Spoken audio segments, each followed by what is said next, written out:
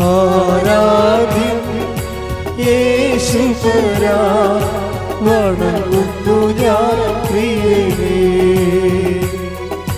തേജസ്സിലും നിൻമുഖമിൽ ഹൃദയത്തിനാനന്ദമേ. സ്തുതിക്കട്ടെ. ഹല്ലേലൂയ. നിൻ കൈകൾ എൻ കണ്ണുനീർ തുടയ്ക്കുന്നതറിയുന്നു ഞാൻ.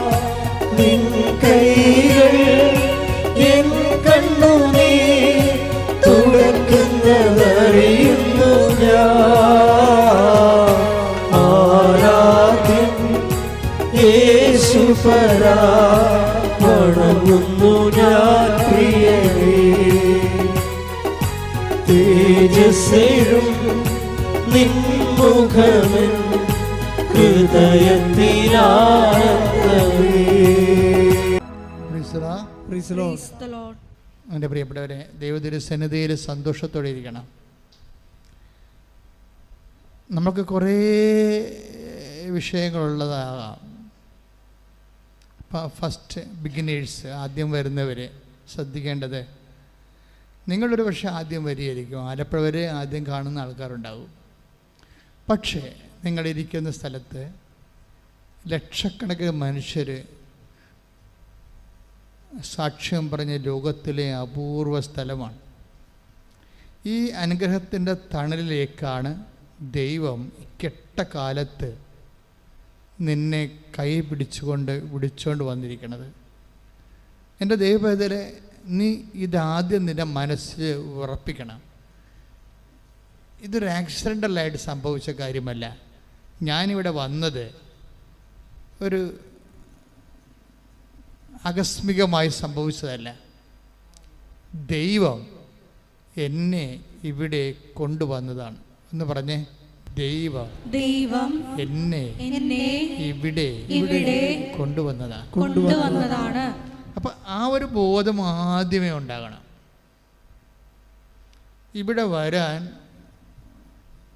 ഇവിടെ വന്നാൽ രക്ഷപ്പെടുമെന്ന് ദൈവം കഴിഞ്ഞാൽ പിന്നെ ലോകത്തോട് പറഞ്ഞത് ആരാണെന്നറിയാവോ? ഇവിടെ വന്നാൽ നീ രക്ഷപ്പെടുമോ, നിൻ്റെ ജീവിതത്തിന് പ്രശ്നത്തിന് പരിഹാരം ഉണ്ടാകും എന്ന് ദൈവം കഴിഞ്ഞാൽ പിന്നെ ലോകത്തോട് പറഞ്ഞത് ആരാണെന്നറിയാവോ? പിശാച്. പിശാച് അറിയാലോ ഇവിടെ വന്നാൽ രക്ഷപ്പെടുമെന്ന്. അത് കാരണം രക്ഷപ്പെടാൻ സാധ്യതയുള്ള എല്ലാ വിഷയങ്ങളെയും പിശാച് അറ്റാക്ക് ചെയ്ത് ആദ്യം. അതിലൊന്നാണ് കൃപാസനം പത്രം. കൃപാസനം പത്രത്തെക്കുറിച്ച് എന്തുമാത്രം നുണപ്രചരണങ്ങളാണ് ആദ്യമേ ഇറക്കി വിട്ടത്. ഞാൻ തന്നെ പകച്ചുപോയി. കാരണം നമ്മൾ പോലും കേൾക്കാത്തതും ചിന്തിക്കാത്തതും പറയാത്ത കാര്യങ്ങൾ ട്രോളർമാർ പറയും.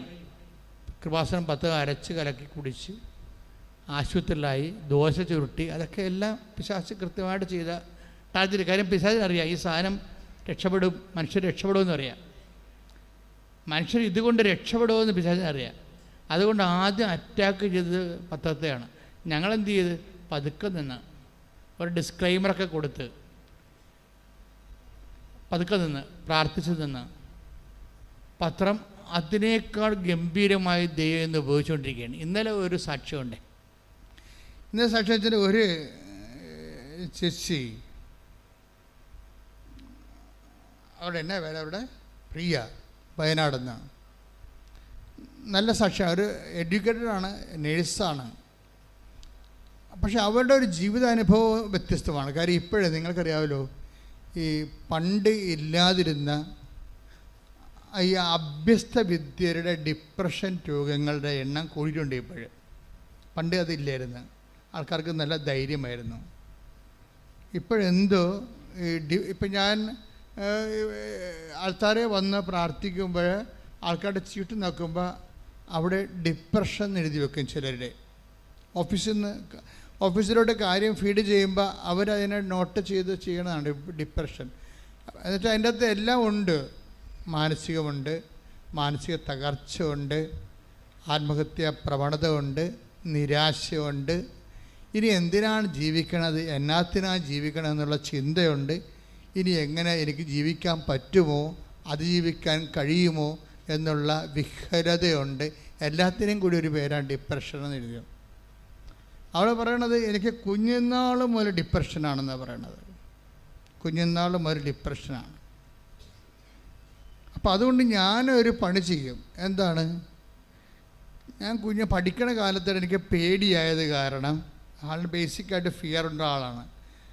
ഈ പേടിയ കാരണം ഞാൻ കൊന്തയും ബൈബിളും എടുത്ത് തലയ്ക്ക് പാത്ത് വെച്ചിട്ടാണ് കിടന്ന് ഉറങ്ങണത്.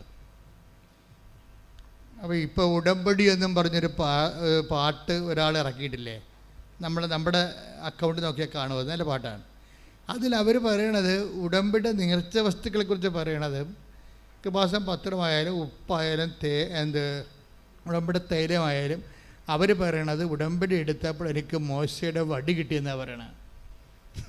മോശയുടെ വടി കൊണ്ടാണല്ല മോശ പാറയിലടിച്ചതും ചെങ്കടൽ പിളർത്തിയതും ജോർദാനം വറ്റിച്ചതും ഒക്കെ വാഗ്ദാന നാട് പ്രാപിച്ചതൊക്കെ ദൈവം കൊടുത്ത ഈ ഉപകരണമാണ്. അപ്പോൾ ഉടമ്പടിയിൽ ഒത്തിരിയേറെ നേർച്ച വസ്തുക്കളുണ്ട്. അപ്പോൾ പക്ഷെ അത് ഉപയോഗിക്കാൻ അറിയാവുന്നവർ നല്ല ഷാർപ്പ് ഷൂട്ട് ചെയ്യും, അല്ലാത്തവർ അതുകൊണ്ട് തന്നെ ക്ലാസ്സുകൾ ശ്രദ്ധിക്കണം. ഉടമ്പടി ധ്യാനം നിങ്ങൾക്കും എനിക്കും എന്നോടും നിങ്ങളോടും ദൈവം സംസാരിക്കുന്ന കോമൺ പ്ലാറ്റ്ഫോം ഉടമ്പടി ധ്യാനമാണ്. പക്ഷേ എനിക്കും അറിയാത്ത കാര്യങ്ങളാണ് ഞാൻ പറയണത്. പലപ്പോഴും ഞാൻ പറഞ്ഞു കഴിഞ്ഞാൽ അവിടെ പോയി എഴുതിയെടുക്കണം നോട്ട് ബുക്കേ. എന്താ കാര്യത്തിനാൽ എനിക്ക് പോലും അറിയാൻ പാടില്ലാത്ത സബ്ജക്റ്റുകളാണ് ഇവിടെ ഈ പ്ലാറ്റ്ഫോമിൽ വരുമ്പോൾ ചില സമയത്ത് ദൈവം പറയണത്. അപ്പോഴാണ് ഞാനും പഠിക്കുന്നത്, ഉടമ്പടിക്ക് ഇങ്ങനെ ഒരു പ്രൊവിഷൻ ഉണ്ടോ. എന്താ കാര്യത്തിൽ ഇന്നലെ ഒരു മനുഷ്യൻ ഒരു സാക്ഷ്യം പറഞ്ഞ്, ശ്രീകുമാർ, ഇന്നലത്തെ ഒരു സാക്ഷ്യമാണ്. അപ്പോൾ ശ്രീകുമാറിൻ്റെ കാര്യം രസമാണ്. ശ്രീകുമാർ അയാളൊരു NRI ആയിരുന്നു പണ്ട്, ഒരു വിദേശ ജോലിയുള്ള ആളായിരുന്നു. പക്ഷെ കോവിഡ് വന്നതോടുകൂടി പുള്ളിയുടെ ജോലി പോയി. മനുഷ്യന്മാരുടെ പ്രശ്നമേ ഉടമ്പടി എല്ലാം അഡ്രസ്സ് ചെയ്യുമെന്നുള്ളതാണ് നമ്മുടെ ഒരു ആശ്വാസം. അപ്പോൾ ശ്രീകുമാറിൻ്റെ ജോലി പോയി. അയാൾ നാട്ടിൽ വന്നിട്ട് തേരാപ്പാര നടക്കുകയാണ് ജീവിക്കാൻ. കാര്യം ഇൻവെസ്റ്റ് ചെയ്യാൻ കൈ കാലണയില്ല, എവിടെയെങ്കിലും ഇൻവെസ്റ്റ് ചെയ്യാൻ വേണ്ടി കൈ കാലണയില്ല. അപ്പോൾ അദ്ദേഹം വന്ന് ഉടമ്പടിക്ക്, ഇപ്പോൾ നമ്മൾ കൈ കാലണയില്ലാത്തപ്പോൾ പിന്നെ എന്താ നമ്മുടെ മാർഗം? നമ്മുടെ മുമ്പിലുള്ളത് ഉടമ്പടി മാത്രമേ ഉള്ളൂ ശരിക്കും ഇന്നത്തെ കാലത്ത്. അപ്പോൾ അദ്ദേഹം വന്ന് ഉടമ്പടി എടുക്കും. ഉടമ്പടിയുള്ള ഗുണമെന്ന് പറയണത്, ഉടമ്പടിയിലുണ്ടാകുന്ന ഞാൻ മനസ്സിലാക്കിയത്, ഇനി നിങ്ങളെങ്ങനെ മനസ്സിലാക്കിയിരിക്കണമെന്ന് അറിയത്തില്ല. കാര്യം ഉടമ്പടി ഈ പാട്ടിൽ പറയണ പോലെ ഈ ദൈവവുമായിട്ടാണ് നമ്മൾ ഉടമ്പടി ചെയ്യണമെങ്കിലും അത് മോണിറ്റർ ചെയ്യണതും അത് ആക്ടിവേറ്റ് ചെയ്യണതും മദറാണ്, അമ്മയാണ്. അമ്മയുടെ മാധ്യസ്ഥതയിലാണ് നമ്മൾ ഉടമ്പടി ചെയ്യണത്. അപ്പം അമ്മയുടെ മാധ്യസ്ഥൻ്റെ ഒരു പ്രശ്നം എന്ന് പറയണത് ഈ വ്യക്തിയുടെ സ്റ്റാറ്റസ് ഓവർലുക്ക് ചെയ്ത് കളയും. ഞാൻ മനസ്സിലാക്കിയത് അങ്ങനെയാണ്. ഇപ്പം കുറേ ആയില്ലേ, എത്രയോ ഞാൻ അമ്മയുടെ കൂടെ ഈ ശുശ്രൂഷ, കർത്താവിൻ്റെ ശുശ്രൂഷ ചെയ്യാൻ പറഞ്ഞിട്ട് വർഷങ്ങളായി, ഒരുപക്ഷെ 4 നൂറ്റാണ്ട് കൂടുതലായി ഈ മരിയ ശുശ്രൂഷ ചെയ്യാൻ തുടങ്ങിയിട്ട്. അപ്പോൾ എനിക്ക് മരിയ ശുശ്രൂഷയും മറ്റ് ശുശ്രൂഷയും തമ്മിലുള്ള വ്യത്യാസം, ഈ മറ്റ് മരിയ ശുശ്രൂഷക്കുള്ള ഗുണമെന്ന് പറയണത് ഫസ്റ്റ് ഫേസിൽ വ്യക്തിയുടെ സ്റ്റാറ്റസ് ഓവർലുക്ക് ചെയ്ത് കളയും. അപ്പോൾ എന്താണ് അത്, എന്താ ഉദ്ദേശിക്കണത്? ഇപ്പോൾ വ്യക്തി അയാൾ ചിലപ്പോൾ ഒരു പ്രത്യേക സാഹചര്യത്തിൽ പെട്ട് പാപാവസ്ഥയിലാകാം. പക്ഷേ അയാൾ ചിലപ്പോൾ അദ്ദേഹം ഒരു ഡൈവേഴ്സ്ഡ് പേഴ്സണാകാം, അല്ലെങ്കിൽ ആ സ്ത്രീ ചിലപ്പോൾ ഒരു അബോർഷൻ കഴിഞ്ഞ ആളാകാം, മനഃപൂർവ്വം പാപത്തിലൂടെ ഗർഭം ധരിച്ചിട്ട് ഒരു അബോർഷനിലൂടെ വീണ്ടും പാപിയായിട്ട് നിൽക്കുന്ന ആളാകാം. പക്ഷേ ഇവർക്ക് ഈ ഞാൻ കണ്ടുവരണത് ഉടമ്പടി അമ്മയെടുത്ത് വരുമ്പോൾ ഉണ്ടാകുന്ന പ്രശ്നം, ഇതിനെ ആദ്യം അഡ്രസ്സ് ചെയ്തില്ല അമ്മ. നീ അങ്ങനെ ചെയ്തവളല്ലേ, ഇങ്ങനെ ചെയ്തവളല്ലേ, അങ്ങനെ ആവശ്യമില്ല, നിൻ്റെ ഹർട്ട് ചെയ്യുകയോ നിന്നെ തൂക്കി നോക്കിയൊന്നുമില്ല. ആദ്യം അമ്മ എന്ന രീതിയിൽ നിന്നെ നിലനിർത്തി തരും. അതാണ് ഞാൻ മനസ്സിലാക്കിയ ഏറ്റവും വലിയൊരു ദൈവികമായ സത്യമാണ്.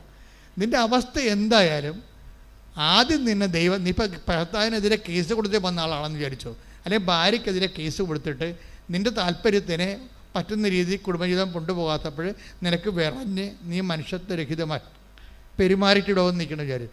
പക്ഷേ നീ ഒരു കടത്തിലാണെന്ന് വിചാരിച്ചോ, അല്ലെങ്കിൽ നീ ഒരു രോഗത്തിലാണെന്ന് വിചാരിച്ചോ, അമ്മ ആദ്യം അത് അഡ്രസ്സ് ചെയ്തിട്ട് നിങ്ങനെ എനിക്ക് തോന്നുന്നത്, എൻ്റെ ഒരു അനുഭവത്തിൽ എനിക്ക് പറയാനുള്ള ഉപദേശിക്കാനുള്ളത്, നമുക്ക് ഈ ഒരു ബോധം ഉണ്ടാകണം. നിങ്ങൾ ഓർക്കരുത്, നിങ്ങൾ എന്ത് അവസ്ഥയിലായാലും കൃപാസനത്തിൽ വരുമ്പോൾ ഫസ്റ്റ് ഫേസിൽ ദൈവം നിങ്ങളെ അനുഗ്രഹിക്കും. അപ്പോൾ നിങ്ങൾ ഓർക്കും, ഞാൻ പാപിയായിരുന്നിട്ടും ഞാൻ പൊക്രിത്തരം കാണിച്ചിട്ടും തോന്നിവാസം ജീവിച്ചിട്ടും ദൈവം എന്നെ അനുഗ്രഹിച്ചല്ല, അപ്പോൾ പിന്നെ ഇങ്ങനെ തന്നെ ജീവിച്ചാൽ മതി. അതിവിടെയാണ് പ്രശ്നം. അവിടെയാണ് നിങ്ങൾക്ക് പണി കിട്ടാൻ പോണത്. ഇത് ഫസ്റ്റ് ഫേസിൽ നിങ്ങൾ നിലനിർത്തി തന്നിട്ട് ഈശോയുടെ ഒരു സ്റ്റാറ്റസ് ഉണ്ട്, അല്ല ഈശോയുടെ ഒരു അപ്രോച്ചിങ് ഉണ്ട്. എന്താണ്? ഇപ്പം ഞാൻ നിന്നെ സഹായിക്കുന്ന, മേലിൽ നീ നന്നായി ദൈവത്തിൻ്റെ പൈതലിനെ പോലെ ജീവിക്കണം. എന്തിനാണ് നമ്മൾ പാപം ചെയ്യരുതെന്ന് പറയുന്നതിൻ്റെ കാരണം, ദൈവം ഉദ്ദേശിക്കുന്നത് നീ ബേസിക്കായിട്ട് നീ ദൈവ പൈതലാണ്. ഈ ലോകത്ത് ജീവിച്ചപ്പോൾ ലോകത്തിൻ്റെ പ്രത്യേകമായ സാഹചര്യം കൊണ്ടും നമ്മുടെ ജഡത്തിൻ്റെ ദുരാശ കൊണ്ടും നീ ചിലപ്പോൾ ദൈവ പൈതൽ എന്നുള്ള നിൻ്റെ സ്ഥാനം പ്രസാദപരം നഷ്ടപ്പെട്ടു പോയി കാണും. പക്ഷേ എന്ന് പറഞ്ഞാലും ദൈവം പറയും, നീ ഇപ്പോൾ ഒരു പാപാവസ്ഥയിലാണെങ്കിലും നീ എൻ്റെ മകനാണ്, അല്ലെങ്കിൽ നീ എൻ്റെ മകളാണ്. അതിനത്ര മാറ്റമില്ല. അതിന് അമ്മയെ വെച്ചിരിക്കുന്ന ദൈവം അമ്മയെ തന്നെ വെച്ചിരിക്കുന്നതിൻ്റെ പ്രധാനപ്പെട്ട കാര്യം എന്താ? അതായത് ഇങ്ങനെ ഒരു ഇൻഡീസൻറ്റ് സിറ്റുവേഷൻസ് ഉണ്ടായി, ദൈവത്തിന് പ്രോട്ടോക്കോൾ അനുസരിച്ചുകൊണ്ട് ഡയറക്റ്റ് ഇടപെടാൻ പറ്റാത്ത വിഷയമാണെങ്കിലും നിങ്ങൾ നിലനിർത്തണമെന്നുള്ള ദൈവത്തിൻ്റെ ഒരു മനസ്സിൻ്റെ അവസ്ഥയാണ്. ഇപ്പോൾ കാനായിലെ കല്യാണത്തിൻ്റെ കാര്യമാണ് തന്നെ എടുക്കാം. അവിടെ ആ വീഞ്ഞ് ഉണ്ടാക്കി കൊടുക്കേണ്ട ഒരു കഥയുമില്ല. യേശു എന്ന് പറയുന്ന ഈ ലോകത്തിൻ്റെ യുഗദൈവം ഒരിക്കലും ഇങ്ങനെ ഒരു വീട്ടിൽ ഒരു കല്യാണത്തിൽ വീഞ്ഞ് തീർന്നു പോയെന്നും പറഞ്ഞ് അവിടെ ഇടപെടേണ്ട കാര്യമില്ല. പ്രോട്ടോക്കോൾ അല്ലത്. ഇപ്പം നമ്മളുടെ വീട്ടിൽ നമ്മളുടെ ഇവിടെ നിങ്ങളുടെ വീട്ടിൽ തോട് പൊങ്ങി വെള്ളം കയറി ഉടനെ ജലസേചന വകുപ്പ് മന്ത്രി അവിടെ വരുക? ഇല്ല, വരത്തില്ല. അത് വില്ലേജ് ഓഫീസറാണ് വരുന്നത്. പ്രോട്ടോക്കോൾ അതാണ്. അതിൻ്റെ പ്രോട്ടോക്കോൾ അതാണ്. അപ്പം നമുക്കൊരു ഭൗതിക സാഹചര്യം ഇല്ല, നമുക്ക് വീഞ്ഞ് തീർന്നു പോയി. അത് ഉടനെ ഈശോ അവിടെ ലോകത്തിൻ്റെ പാപങ്ങൾക്ക് പരിഹാരം ചെയ്തുകൊണ്ട് ലോകത്തെ മുഴുവനും വീണ്ടെടുക്കാൻ വന്ന ഈശോ ആ കുടുംബത്തിൻ്റെ ഒരു സ്വാഭാവികമായ വിഷയത്തെ പ്രോട്ടോക്കോൾ അനുസരിച്ച് ഇടപെടേണ്ട കാര്യമില്ല. അതുകൊണ്ട് ഈശോ അത് പറയുന്നുണ്ടോ?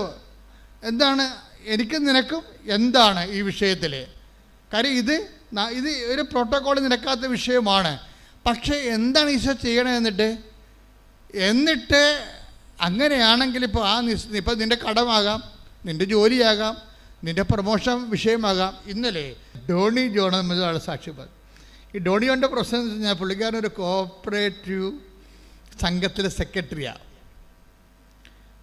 നമ്മൾ സഹകരണ സംഘമില്ലേ, സഹകരണ സംഘത്തിലെ സെക്രട്ടറിയാണ്. അപ്പോൾ സെക്രട്ടറിമാരെന്ന് പറയണത് നിങ്ങൾക്കറിയാമല്ലോ, സഹകരണ സംഘത്തിൽ ഏറ്റവും മെൻറ്റേഷൻ അനുഭവിക്കുന്ന ഒരു ക്രീച്ചർ സെക്രട്ടറിയാണ്.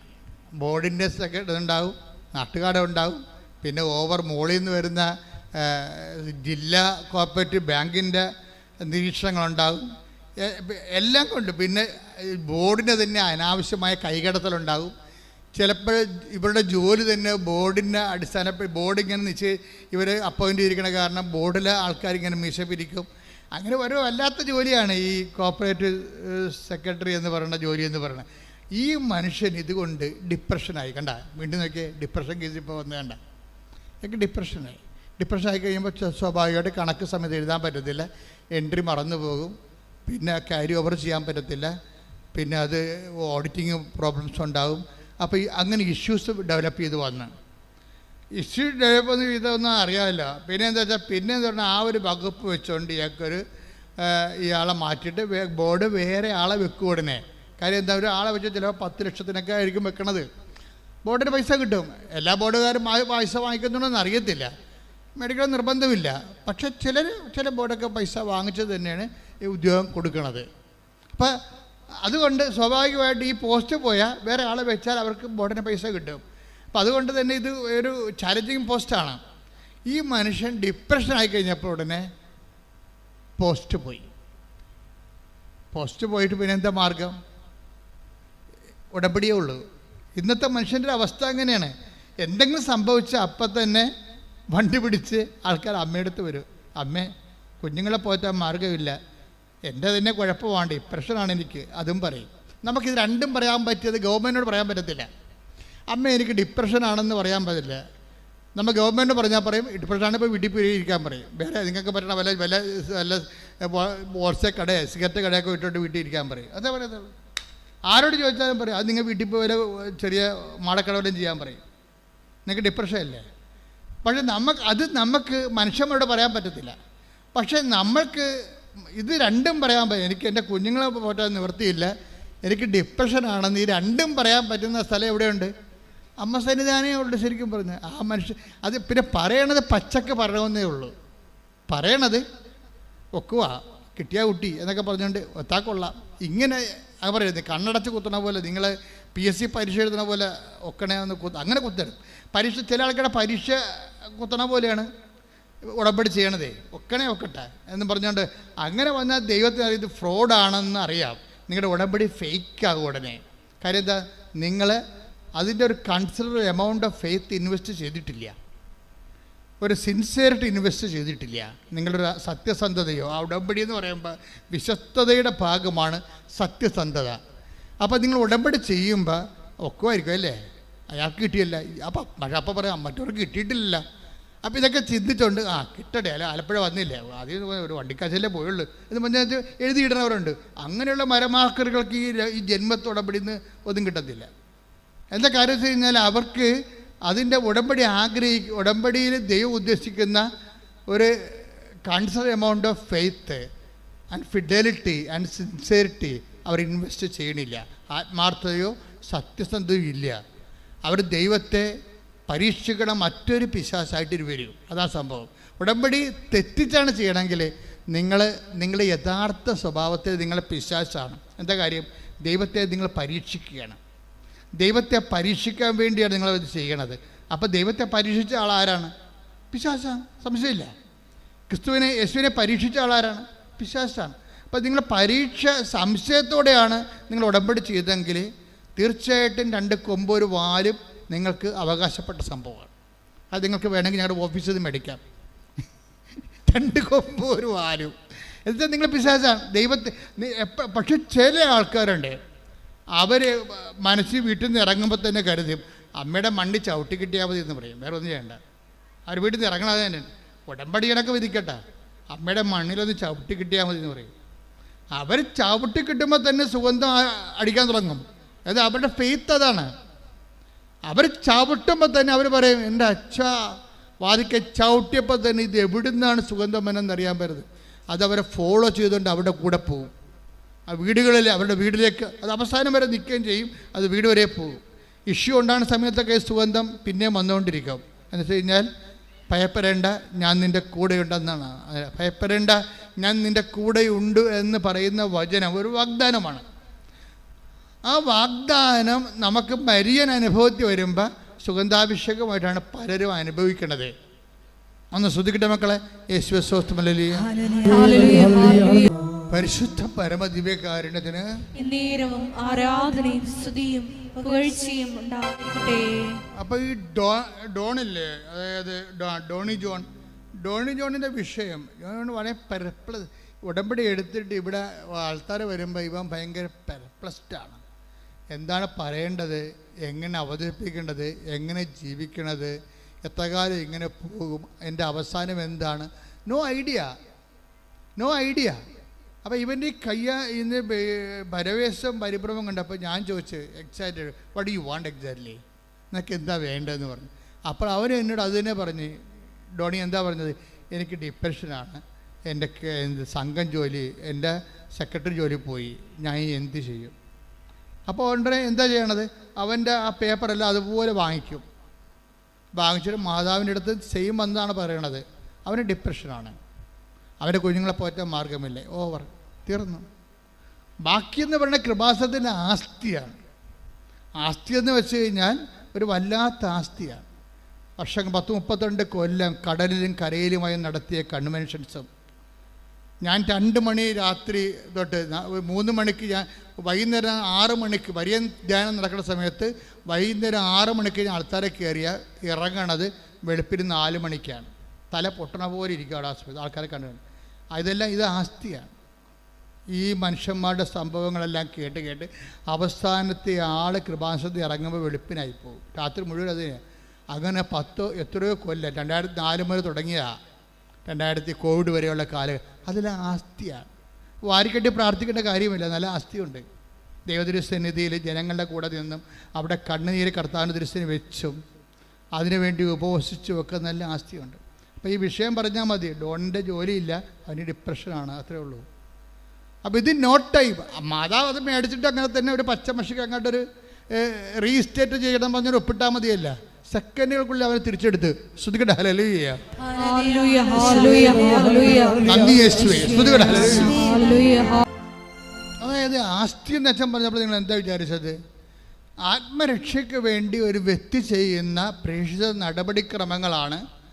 അത് ക്രിസ്തുവിൻ്റെ വിശുദ്ധ രക്തത്തോട് ചേർന്നുകൊണ്ട്, യേശുക്രിസ്തുവിൻ്റെ വിശുദ്ധ രക്തം ഈ ഭൂമി വീണതിൻ്റെ പിന്നിൽ നമ്മളെ മുഴുവനും വീണ്ടെടുക്കുക എന്നുള്ളതും അതിന് വില കൊടുക്കുക എന്നുള്ളതും രക്ഷാകര പദ്ധതിയുടെ ഭാഗമായിട്ട് ക്രിസ്തു ചെയ്ത സ്വർഗീയമായ ദൗത്യമാണ്. ഇതിനോട് ഐക്യദാർഢ്യം പുലർത്തിക്കൊണ്ടാണ് മറ്റുള്ളവരെ, ക്രിസ്തുവിനെ അറിയാത്തവരെ അറിയിക്കുകയും വേദനിക്കുന്നവരെ ക്രിസ്തുവിൽ ആശ്വസിപ്പിക്കുകയും ചെയ്യണം. ആ പണിയാണ് നിങ്ങളും ചെയ്യണത്. ഉടമ്പടിയിൽ നിങ്ങളുടെ ആസ്തി വർദ്ധിപ്പിക്കാൻ വേണ്ടി ഒത്തിരിയേറെ പ്രൊമോഷൻ ഫോർമുലയുണ്ട്. അതായത് നിങ്ങൾ ഒരു അനുഗ്രഹം ഇവിടെ കൈപ്പറ്റി സാക്ഷ്യം പറഞ്ഞെന്ന് പറഞ്ഞാൽ അത് വർക്കൗട്ട് ചെയ്യത്തില്ല.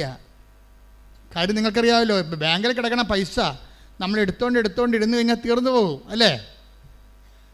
അവസാനം 1000 രൂപ എല്ലാം ഉണ്ടെന്നുണ്ടെങ്കിൽ, അവസാനം ബാങ്ക് അക്കൗണ്ടിൽ 1000 രൂപയാണുള്ളതെന്നുണ്ടെങ്കിൽ 5 മാസം കഴിഞ്ഞ് ചെല്ലുമ്പോൾ 1000 രൂപ ഉണ്ടെന്ന് പറഞ്ഞ് ചെക്ക് എഴുതിയാൽ പറയുമ്പോൾ 1000 രൂപ ഒന്നും ഇല്ല, കാശ് ഇങ്ങോട്ട് തരാമെന്ന് പറയും. നിങ്ങൾക്കിവിടെ അക്കൗണ്ട് സൂക്ഷിച്ചതിന്, നിങ്ങളുടെ അക്കൗണ്ട് ഞങ്ങൾ സൂക്ഷിച്ചതിന് ആ സർവീസ് ചാർജായിട്ട് നിങ്ങളുടെ 1000 രൂപ ആവിയായിപ്പോയി. ഈ അക്കൗണ്ട് ഇപ്പോൾ വേണമെന്നുണ്ടെങ്കിൽ കാശ് ഇങ്ങോട്ട് തരണമെന്ന് പറയും. ഒരു ചേട്ടത്തിന് ഞാൻ ഇന്നലെ ഓടിച്ചിട്ട് ഇവിടെ കൊച്ചട്ടൻ സോപ്പിട്ട് അച്ചെടുത്തിന്. എന്താ പ്രശ്നം എന്ന് വെച്ചാൽ ഇവർ വെള്ള ഉടമ്പടിയാണ് അവരുടെ വെള്ള ഉടമ്പടി എന്ന് വെച്ച് കഴിഞ്ഞാൽ 3ാമത്തെ പുതുക്കാണെന്ന് തോന്നുന്നു. 4ാമതല്ലേ സിൽവർ ഗ്രേ കിട്ടുന്നത്. വെള്ള ഉടമ്പടിക്ക് കക്ഷി 2 സാക്ഷ്യം നേരത്തെ പറഞ്ഞിട്ടുണ്ട്. ഇപ്പം 3ാമത്തെ സാക്ഷ്യത്തിന് കയറിയതാണ്. 3ാമത്തെ സാക്ഷ്യം ഇവരെന്തൊക്കെ പറഞ്ഞു കഴിഞ്ഞപ്പോൾ കൊച്ചച്ചൻ കാരുണ്യ പ്രവർത്തികൾ വല്ലതും ഉണ്ടാ പറയാമെന്ന് വെച്ചപ്പോൾ കാരുണ്യ പ്രവർത്തികളൊന്നും ചെയ്യാൻ ഒത്തിട്ടില്ല. പിന്നെ ഈ പണ്ടാര എന്തിനാണ് ഉടമ്പടി എടുത്തത്? അപ്പോൾ ഈ ഉടമ്പടി വെള്ളയായിട്ടും ഇവർക്ക് തലയിൽ വെളിവില്ല. ഇവർക്ക് ഉടമ്പടി എന്താണെന്ന് അറിയത്തില്ല. ദൈവത്തിൽ നിന്നുള്ളതെല്ലാം ചിരണ്ടി എടുക്കണമെന്നല്ലാതെ ദൈവത്തിൻ്റെ ഉള്ളിൽ നമുക്ക് നിക്ഷേപമില്ല. നിങ്ങൾക്കറിയാലോ, ഒരു ഉടമ്പടി ഞാനൊന്ന് ചോദിക്കട്ടെ, നിങ്ങൾ വെള്ള ഉടമ്പടിയാണ്, പക്ഷേ ഇന്ന് വരെ നിങ്ങൾക്ക് ദൈവത്തിനേക്കൊന്നും ഒരു ആസ്തിയും കിട്ടിയിട്ടില്ല. നിങ്ങൾ സന്തോഷിക്കണം. എന്താണ്? ഇത് മുഴുവൻ പരസ്യ ഡിപ്പോസിറ്റാണ്. അതിൻ്റെ അർത്ഥം നിന്നെ കാര്യമായി അനുഗ്രഹിക്കേണ്ട ഒരു സമയം വന്നാൽ, നിനക്ക് ബോധമില്ലാതെ കിടന്നാൽ പോലും നിന്റെ ദൈവം നിന്നെ ബോധത്തിലേക്ക് വിളിച്ചുണർത്തും. ശ്രുതിക്കട്ടെ ഹല്ലേലൂയ. തൃശ്ശൂരിൽ നിന്ന് ലിസി ജസ്റ്റർ തൃശ്ശൂർ നമ്മുടെ ടീച്ചറാണ്. ഒരു ചേച്ചി അവരൊരു സാക്ഷ്യം പറഞ്ഞായിരുന്നു.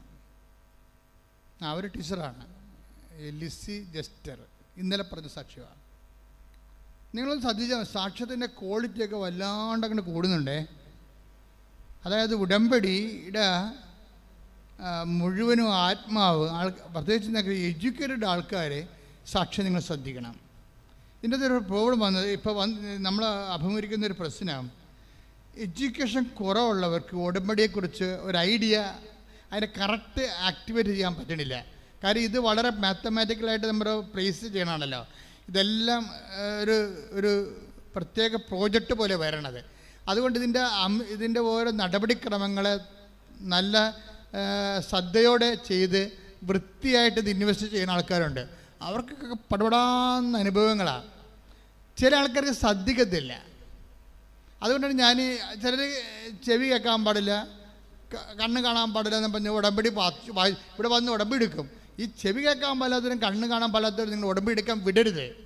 എന്താ കാര്യം? ക്ലാസ് തന്നെ കേൾക്കണം. ആദ്യം ക്ലാസ് തന്നെ കേൾക്കണം. പിന്നെ ഇത് കൃപാസനം പത്രം വായിക്കണം, അല്ലെങ്കിൽ ഉടമ്പടിയുടെ പത്രിക വായിക്കണം. ഇത് കൃത്യമായിട്ട് സംഭവം അറിയാൻ പാടില്ലാത്തവർ വായിക്കത്തുമില്ല, ക്ലാസ് കേൾക്കത്തുമില്ല. എന്നിട്ട് വല്ലതൊക്കെ കൊണ്ടുവന്ന് എഴുതി ഇട്ടും പോകും. ഇങ്ങനെയുള്ള വെളിവില്ലാത്ത ആൾക്കാരെ ഉടമ്പടി എടുക്കാൻ വിടരുത്. അവർ മക്കളുണ്ട്. ഞങ്ങൾ തന്നെയാണെങ്കിലും മക്കളെവിടെയെന്ന് ചോദിക്കത്തുള്ളൂ ഉടനെ. ഇപ്പം 18 വയസ്സ് കഴിഞ്ഞാൽ പിള്ളേർക്കാണെങ്കിലും അവർ സ്വന്തമായിട്ട് ഉടമ്പടി എടുക്കണം. അല്ല അമ്മയുടെ അപ്പൻ്റെ ഉടമ്പടിയിൽ വർക്കൗട്ട് ചെയ്യത്തില്ല. 18 വയസ്സ് കഴിഞ്ഞാൽ പിന്നെ തീർച്ചയായിട്ടും അവർ ഉടമ്പടി എടുക്കണം.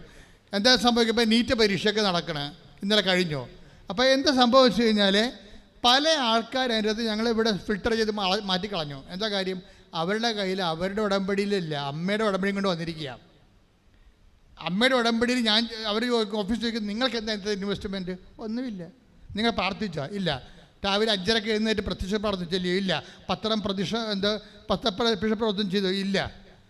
അല്ലെങ്കിൽ നിങ്ങൾ രോഗികളെ കാണാൻ പോയി? ഇല്ല. ഒന്നുമില്ല. ചുമ്മാ വോൾട്ടിക്കരി കൊണ്ട് തിരിക്കുക. അപ്പോൾ അതിനെ സംബന്ധിച്ച് അത് നിങ്ങൾ വേറെ എവിടെയെങ്കിലും പോയാൽ മതി, ഇവിടെ വരരുത്. ഇവിടെ വരുമ്പോൾ ഇത് ഉടമ്പടി, ദൈവം ഉടമ്പടി നൽകിയിരിക്കണതാ. അപ്പോൾ നമുക്ക് ദൈവത്തിൻ്റെ മനസ്സനുസരിച്ച് മുന്നോട്ട് പോകാൻ പറ്റത്തുള്ളൂ. അല്ല നിങ്ങളെ സന്തോഷിപ്പിക്കുക, സൂചിപ്പിക്കുക, ആശ്വസിപ്പിക്കുക ഒന്നും ഞങ്ങളുടെ പ്രഥമ പരിഗണനയിലുള്ളതല്ല. പണ്ടൊക്കെ ഞാൻ ഒത്തിരി ചെയ്തിരുന്നതാണ്. ഉടമ്പടി വരെ ഞാൻ ഇതെല്ലാം ഇങ്ങനെ തന്നെ ചെയ്തുകൊണ്ടിരുന്നതാണ്. അപ്പോൾ ഇപ്പം ചെയ്യത്തില്ല. എന്താ കാര്യം? ദൈവം ഉടമ്പടി നമ്മൾക്ക് തന്നിരിക്കുന്നത് ആ ഉടമ്പടി പ്രകാരം ജനങ്ങളെ ട്രെയിൻ ചെയ്യാനും വിശുദ്ധീകരിക്കാനും ശക്തീകരിക്കാനുമാണ്. അതിൻ്റെ ഫലങ്ങളെന്ന് പറയുന്നത് നിത്യത വരെയാണ്. ശ്രുതികട്ടെ ഹല്ലേലൂയ. അപ്പോൾ ഈ ലിസി ടീച്ചറില്ലേ, ലിസി ജസ്റ്ററിൻ്റെ ഒരു ടീച്ചറാണെങ്കിൽ അവരുടെ ലൈഫ് ദുരന്ത ജീവിതമാണ്. അവിടെ ഒരു മകൻ മരിച്ചുപോയി. അടുത്ത മകൻ പട്ടാളത്തിലാണ്. അവന് ഈ ചെറുകുടൻ്റെ വലിയ കുടൻ്റെ ഉള്ളിലേക്ക് ചെറിയ കുടൽ കയറിയിട്ട് വയറ് ബ്ലോക്കായി വീർത്ത് അത് കീറാൻ പോവുകയാണ്. എന്നിട്ട് മൂക്കിലൂടെ ട്യൂബൊക്കെ ഇട്ടിരിക്കുക. മൂക്കിലൂടെ ട്യൂബൊക്കെ ഇട്ട് ഓക്സിജനും ഭക്ഷണമൊക്കെ വായുടെ മൂക്കിലെ ട്യൂബ് വഴി കൊടുത്തുകൊണ്ടിരിക്കുക. അപ്പോൾ അവനും മരിച്ചു പോകുന്നുള്ളത് ഏറെക്കുറെ ടീച്ചറിന് മനസ്സിലായി. അപ്പോൾ ടീച്ചർ ഒരു തുറുപ്പിട്ട് വെട്ടി പ്രാർത്ഥനയ്ക്ക്. എന്താ കാരണം? അവർ ഉടമ്പടി എടുത്തിട്ട് പറഞ്ഞ്, കർത്താവേ, ഉടമ്പടി ഈ മകനെ നീ തിരിച്ച് വിളിക്കുകയാണോ? അതാണ് ആ ചോദ്യം. ഈ മകനെ നീ തിരിച്ച് വിളിക്കുകയാണ്, അതാണോ നിൻ്റെ ദൈവഗീത? എനിക്ക് വേറെ മക്കളൊന്നും ഇല്ലല്ലോ. അപ്പം എൻ്റെ സൽപ്രവർത്തികളെ നീ ഓർക്കണമെന്ന് പറഞ്ഞു. എൻ്റെ അമ്മയെ, കാര്യം ഇവർ വൃത്തിയായിട്ട് സൽപ്രവർത്തി ചെയ്യുന്ന ആളാണ്. ഉടമ്പടി പറയുന്ന കാര്യങ്ങളെ വൃത്തി മെനവായിട്ട് ചെയ്യുന്ന ആളാണ്. അതിൻ്റെ രോഗികളെ ശുശ്രൂഷിക്കും, പണമില്ലാത്തവർക്ക് പണം കൊടുക്കും, ഉള്ളതുപോലെ കൊടുക്കും, ഭക്ഷണമില്ലാതെ ഭക്ഷണം കൊടുക്കും, വസ്ത്രമില്ലാത്തവർക്ക് വസ്ത്രം കൊടുക്കും, ആശുപത്രി സന്ദർശിക്കും, ഉള്ള സമയത്ത് ഉള്ള പോലെ എല്ലാ കാര്യങ്ങളും. അപ്പോഴേ അതാണ് ആസ്തി എന്ന് ഞാൻ പറയണത്. ലിസി ടീച്ചറിന് എന്തൊക്കെ പറഞ്ഞാലും വിടുംബത്തിൽ സങ്കടമാണെങ്കിലും നല്ല ദൈവദൃശ്യത്തിന് നല്ല ആസ്തിയുണ്ട്. അപ്പോൾ ഉടനെ ടീച്ചർ പറഞ്ഞ്, ഇതിൻ്റെ ഓപ്പറേഷൻ കഴിഞ്ഞാൽ ഡോക്ടർ പറഞ്ഞ് ഓപ്പറേഷൻ കഴിഞ്ഞാലും കിട്ടാൻ പാടാണെന്ന് പറഞ്ഞു. അപ്പോൾ ഉടനെ ടീച്ചർ എന്താ ദൈവത്തോട് പറയണത്? എൻ്റെ സൽപ്രവൃത്തി നീ ഓർക്കണമേ. അതാണ് അതിൻ്റെ മർമ്മമെന്ന് പറയണത്. ഇപ്പോൾ ഒരു കതിന പൊട്ടിക്കണമെങ്കിൽ അതിൻ്റെ കുറിഞ്ഞി ഉണ്ടാകുമല്ലോ, അല്ലേ? കതിന ഇടിച്ച് നിറച്ചിട്ട് നിങ്ങൾ കഥ കണ്ടിട്ടില്ലേ? കഥ കണ്ടിട്ടുണ്ടോ? രക്ഷപ്പെട്ട് അതിന് ആ മരുന്നിരിക്കുന്ന സ്ഥലമാണ്. അവിടെ കൊണ്ട് തീ കൊടുക്കണം. അതിൽ വല്ലോടത്തും കൊടുത്താൽ കതിനാ പൊട്ടത്തില്ല. അതിൻ്റെ മർമ്മം കുറിഞ്ഞു. അതാണ് മരുന്നിരിക്കണ ആ ദോരം. അവിടെ കൊണ്ട് നമ്മൾ ആ മരുന്ന് നമുക്ക് കത്തിയിട്ട് പൊട്ടണം. ഉടമ്പടിയുടെ മർമ്മം എന്ന് പറഞ്ഞ സൽപ്രവൃത്തിയാണ്. ലിസി ടീച്ചർ അവിടെ കൊണ്ട് കത്തിച്ച് സംഭവം എന്താണ്? എനിക്ക് വേറെ ഒരു യോഗ്യത ഒന്നുമില്ല. നിൻ്റെ നാമത്തിൽ ഞാൻ വെയിലും കൊണ്ടും മഴയും കൊണ്ട് കർത്താവിനെ അറിയാത്തവർ ഞാൻ അറിയിച്ചിട്ടുണ്ട്, കണ്ടവരോടെല്ലാം ഞാൻ കർത്താവിനെക്കുറിച്ച് പറഞ്ഞിട്ടുണ്ടെന്ന്. എൻ്റെ അമ്മേ, എല്ലാ പരിപാടിയും കഴിഞ്ഞ് അവനും ആശുപത്രിയിൽ നിന്ന് ഇറങ്ങിപ്പോന്നു. Praise the Lord.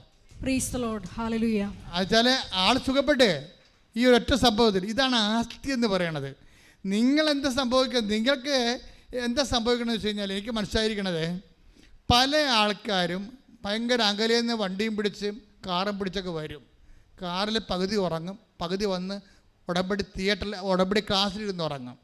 അവസാനം പോകാൻ നേരത്ത് നമ്പർ കൊടുക്കും, ചിലർ കൊടുക്കത്തില്ല. നോൺ ക്രിസ്ത്യൻസ് എല്ലാം വൃത്തിയും മെനയുമായിട്ട് നമ്പരും കൊടുക്കും, പറയണ എല്ലാം കൃത്യമായിട്ട് അവർ ചെയ്യുകയും ചെയ്യും. അതാണ് അവർ ഇടിവെട്ട് സാക്ഷി അവരുടെ ആകണതിൻ്റെ കാരണം. അതാണ് മറ്റേ ആൾക്കാരത് ഉടായ്പ പാർട്ടിയാണ്. അവർക്ക് അറിയത്തില്ല ഇതിനെക്കുറിച്ച്.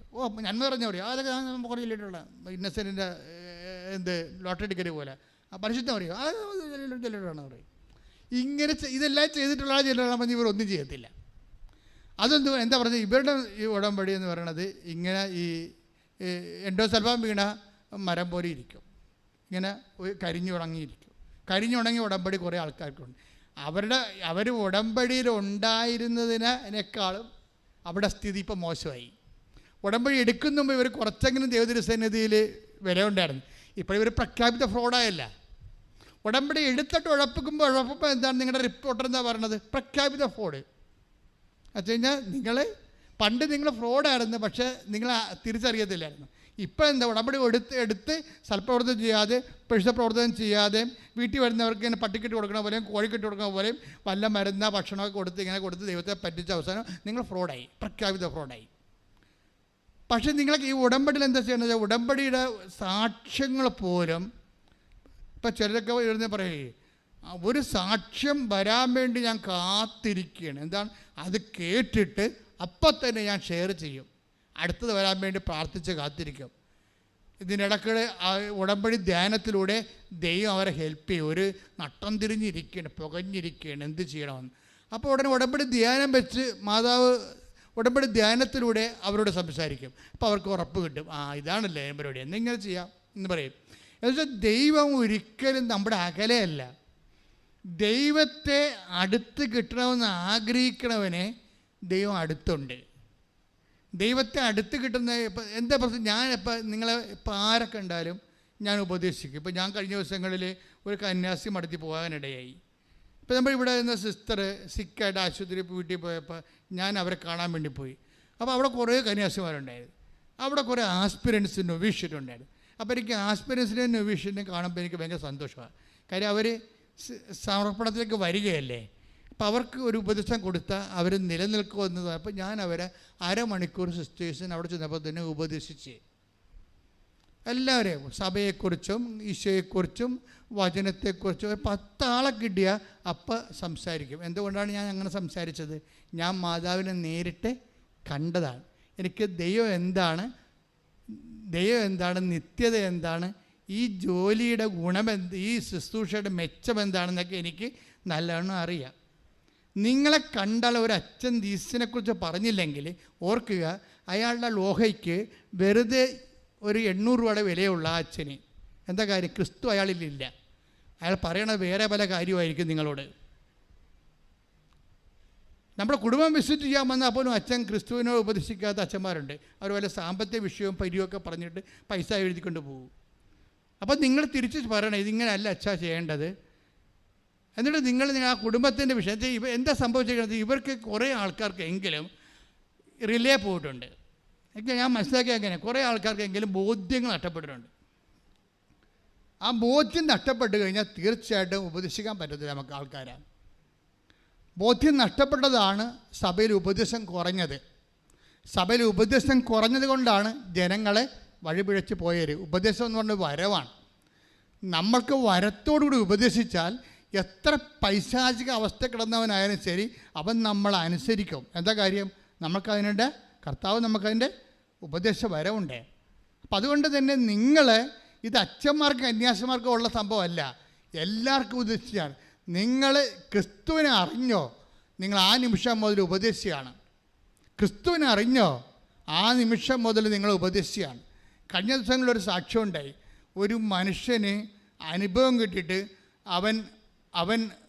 ആ മനുഷ്യൻ ട്രാൻസ്പോർട്ട് ബസ്സിൽ നിന്നുകൊണ്ട് കൃപാസനത്തെക്കുറിച്ച് സംസാരിച്ചുകൊണ്ടിരിക്കുകയാണ് ട്രാൻസ്പോർട്ട് ബസ്സിലേ. അപ്പോഴത്തെ അത്ര ആന്തരികമായ അനുഭവമായി. അപ്പോൾ ട്രാൻസ്പോർട്ട് ബസ്സിൽ നിന്നുകൊണ്ട് കൃപാസനത്തെക്കുറിച്ചും മാതാവിനെക്കുറിച്ചും ജനങ്ങൾക്ക് ഉണ്ടാകുന്ന ദൈവത്തിൻ്റെ ഇടപെടലിനെക്കുറിച്ച് സംസാരിച്ചുകൊണ്ടിരിക്കുകയാണ്. അപ്പോൾ ഒരു നോൺ ക്രിസ്ത്യനായിട്ടുള്ള ഒരാൾ രൂക്ഷമായിട്ട് ഇയാളെ നോക്കും. ഇയാൾ ഓർക്കും ഇയാൾ വന്ന് എൻ്റെ കണ്ണക്കുരിട്ട് അടിക്കുമായിരിക്കും എന്ന് തോന്നും. അപ്പോൾ ഇയാൾ അടുത്തടുത്ത് വരികയാണ്. അയാൾ അടുത്തടുത്ത് വരും. ഇപ്പം അടിക്കുമെന്ന് പറയുമ്പോൾ അയാൾ അടുത്ത് വന്ന് ചോദിച്ചു, ഒരു കൃപാസനം 10 രൂപ വാങ്ങി. അതാണ് സംഭവം. അതെന്താണ്? ആ ഉപദേശമാണ്. അയാൾ സ്ഥലം നോക്കാതെ ഉപദേശിക്കുകയാണ്. ദൈവത്തിന് ഒരു നിങ്ങൾ ഓർക്കുന്നത് എൻ്റെ മകളുടെ, നിങ്ങൾ ഓർക്കണത് നിങ്ങളുടെ മകളുടെ IELTS, നിങ്ങളുടെ മകളുടെ PR, നിങ്ങളുടെ പശുവിൻ്റെ പ്രസവം, ഇതൊക്കെ പറഞ്ഞുകൊണ്ട് നാണമില്ല എനിക്ക് ജീവിതകാലം മുഴുവൻ ദൈവത്തിൻ്റെ അടുത്ത് നിൽക്കാൻ. മര്യാദക്ക് ദൈവത്തിന് ജോലി ചെയ്യാൻ നോക്കേ. അപ്പോൾ ദൈവം ആരാണ് നിങ്ങൾ അറിയും. ശ്രുതിക്കട്ടെ. Hallelujah, hallelujah, hallelujah. പരിശുദ്ധ പരമ ദിവ്യകാരുണ്യത്തിന് ആരാധനയും സ്തുതിയും പുകഴ്ചയും ഉണ്ടായിരിക്കട്ടെ.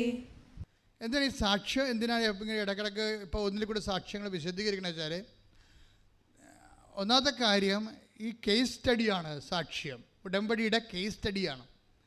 ഉടമ്പടി എങ്ങനെയാണ് ആക്ടിവേറ്റ് ചെയ്യണത്, ഉടമ്പടി എങ്ങനെയാണ് വർക്ക് ഔട്ട് ചെയ്യണത്, അതിൻ്റെ നോ ഹൗ ആണ് ഈ പറയണത്. അതുകൊണ്ട് നമ്മൾ ഇതുപോലെ ശ്രദ്ധിച്ച് സൂക്ഷിച്ച് ഇതൊരു ഉടമ്പടിയെ സമീപിക്കുന്ന ഒരു രീതിയുണ്ട്. അങ്ങനെ സമീപിച്ച് ടെക്നിക്കലായിട്ടാണ് ഇതിനെ അപ്രോച്ച് ചെയ്യേണ്ടതെന്ന് എനിക്ക് തോന്നുന്നത്. ഒരു ബിബ്ലിക്കൽ ടെക്നോളജിയാണ് ഇതിനകത്ത് ഉപയോഗിക്കുന്നത്.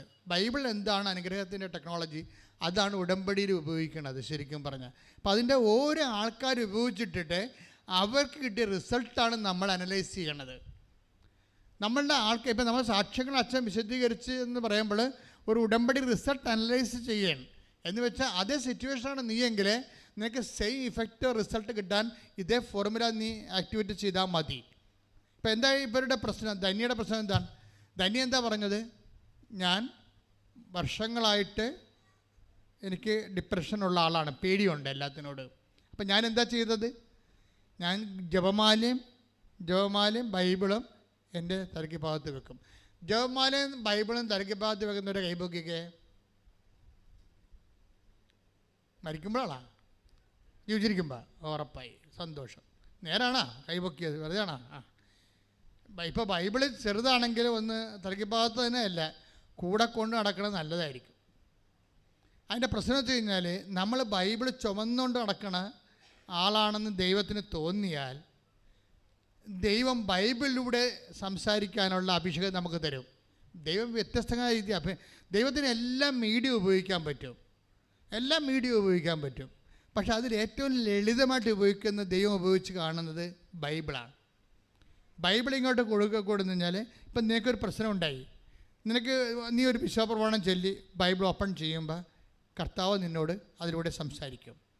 ഇനി സംസാരിക്കണ വിഷയം നിനക്ക് മനസ്സിലായില്ലെങ്കിലും കർത്താവിന് മനസ്സിലായി കാണുമല്ലോ ആ വിഷയം. അപ്പോൾ നിന്നെ എംപവർ ചെയ്യും. കാര്യം ആ സിറ്റുവേഷൻ ഫേസ് ചെയ്യാൻ ആവശ്യമായ എനർജി നിന്നിലേക്ക് തരും. എന്നിട്ട് ഇവിടെ നീ മുന്നോട്ട് പോകാൻ പറയും, ഞാൻ നിൻ്റെ കൂടെ ഉണ്ടാവും. അപ്പം നീ ഒരു സ്വർഗസ്ഥനായ നന്മ നിറഞ്ഞൂറും ചൊല്ലി പ്രാർത്ഥിച്ച് ദൈവത്തിൻ്റെ ആ ഒരു സിറ്റുവേഷൻസ് ആംബിയൻസ് കീപ്പ് ചെയ്തുകൊണ്ട് നീ പ്രാർത്ഥിച്ച് മുന്നോട്ട് പോകണം. എൻ്റെ മക്കളെ, ഈശോ എന്താ പറഞ്ഞത്? നിരന്തരം പ്രാർത്ഥിക്കേണ്ടതിൻ്റെ ആവശ്യകത വ്യക്തമാക്കാൻ. ഇപ്പോൾ ഈ സോഷ്യൽ മീഡിയയുടെ കാലമായത് കാരണം 10 പൈസക്ക് പഠിപ്പുണ്ടെങ്കിൽ പിന്നെ താൻ ആൾ വലിയ ജമണ്ടനാണെന്ന് നാട്ടുകാർ അറിയിക്കാൻ വേണ്ടി ഈ പന്നി ഉടനെ ദൈവത്തെ നിഷേധിക്കും, അല്ലെങ്കിൽ സഭയെ നിഷേധിക്കും. എന്തിനാണെന്നറിയാവോ? മറ്റ് സഭക്കാരുടെയോ അല്ല മറ്റ് മതക്കാരുടെയോ കയ്യടിയും ലൈക്കും കിട്ടാൻ വേണ്ടിയാണ്. എന്തൊരു പ്രലോഭനമാണെന്ന് നോക്കിയേ. അല്ല, ഈ സോഷ്യൽ മീഡിയ കാലത്ത് പുതിയ പാപികൾ വരുന്നു എന്നല്ല, പാപികളെ ഐഡൻറ്റിഫൈ ചെയ്യാൻ വേണ്ടി ദൈവം ഒരു അവസരം തന്നിരിക്കുന്നു. കൈയിട്ടിച്ച് ശ്രദ്ധിക്കട്ടെ.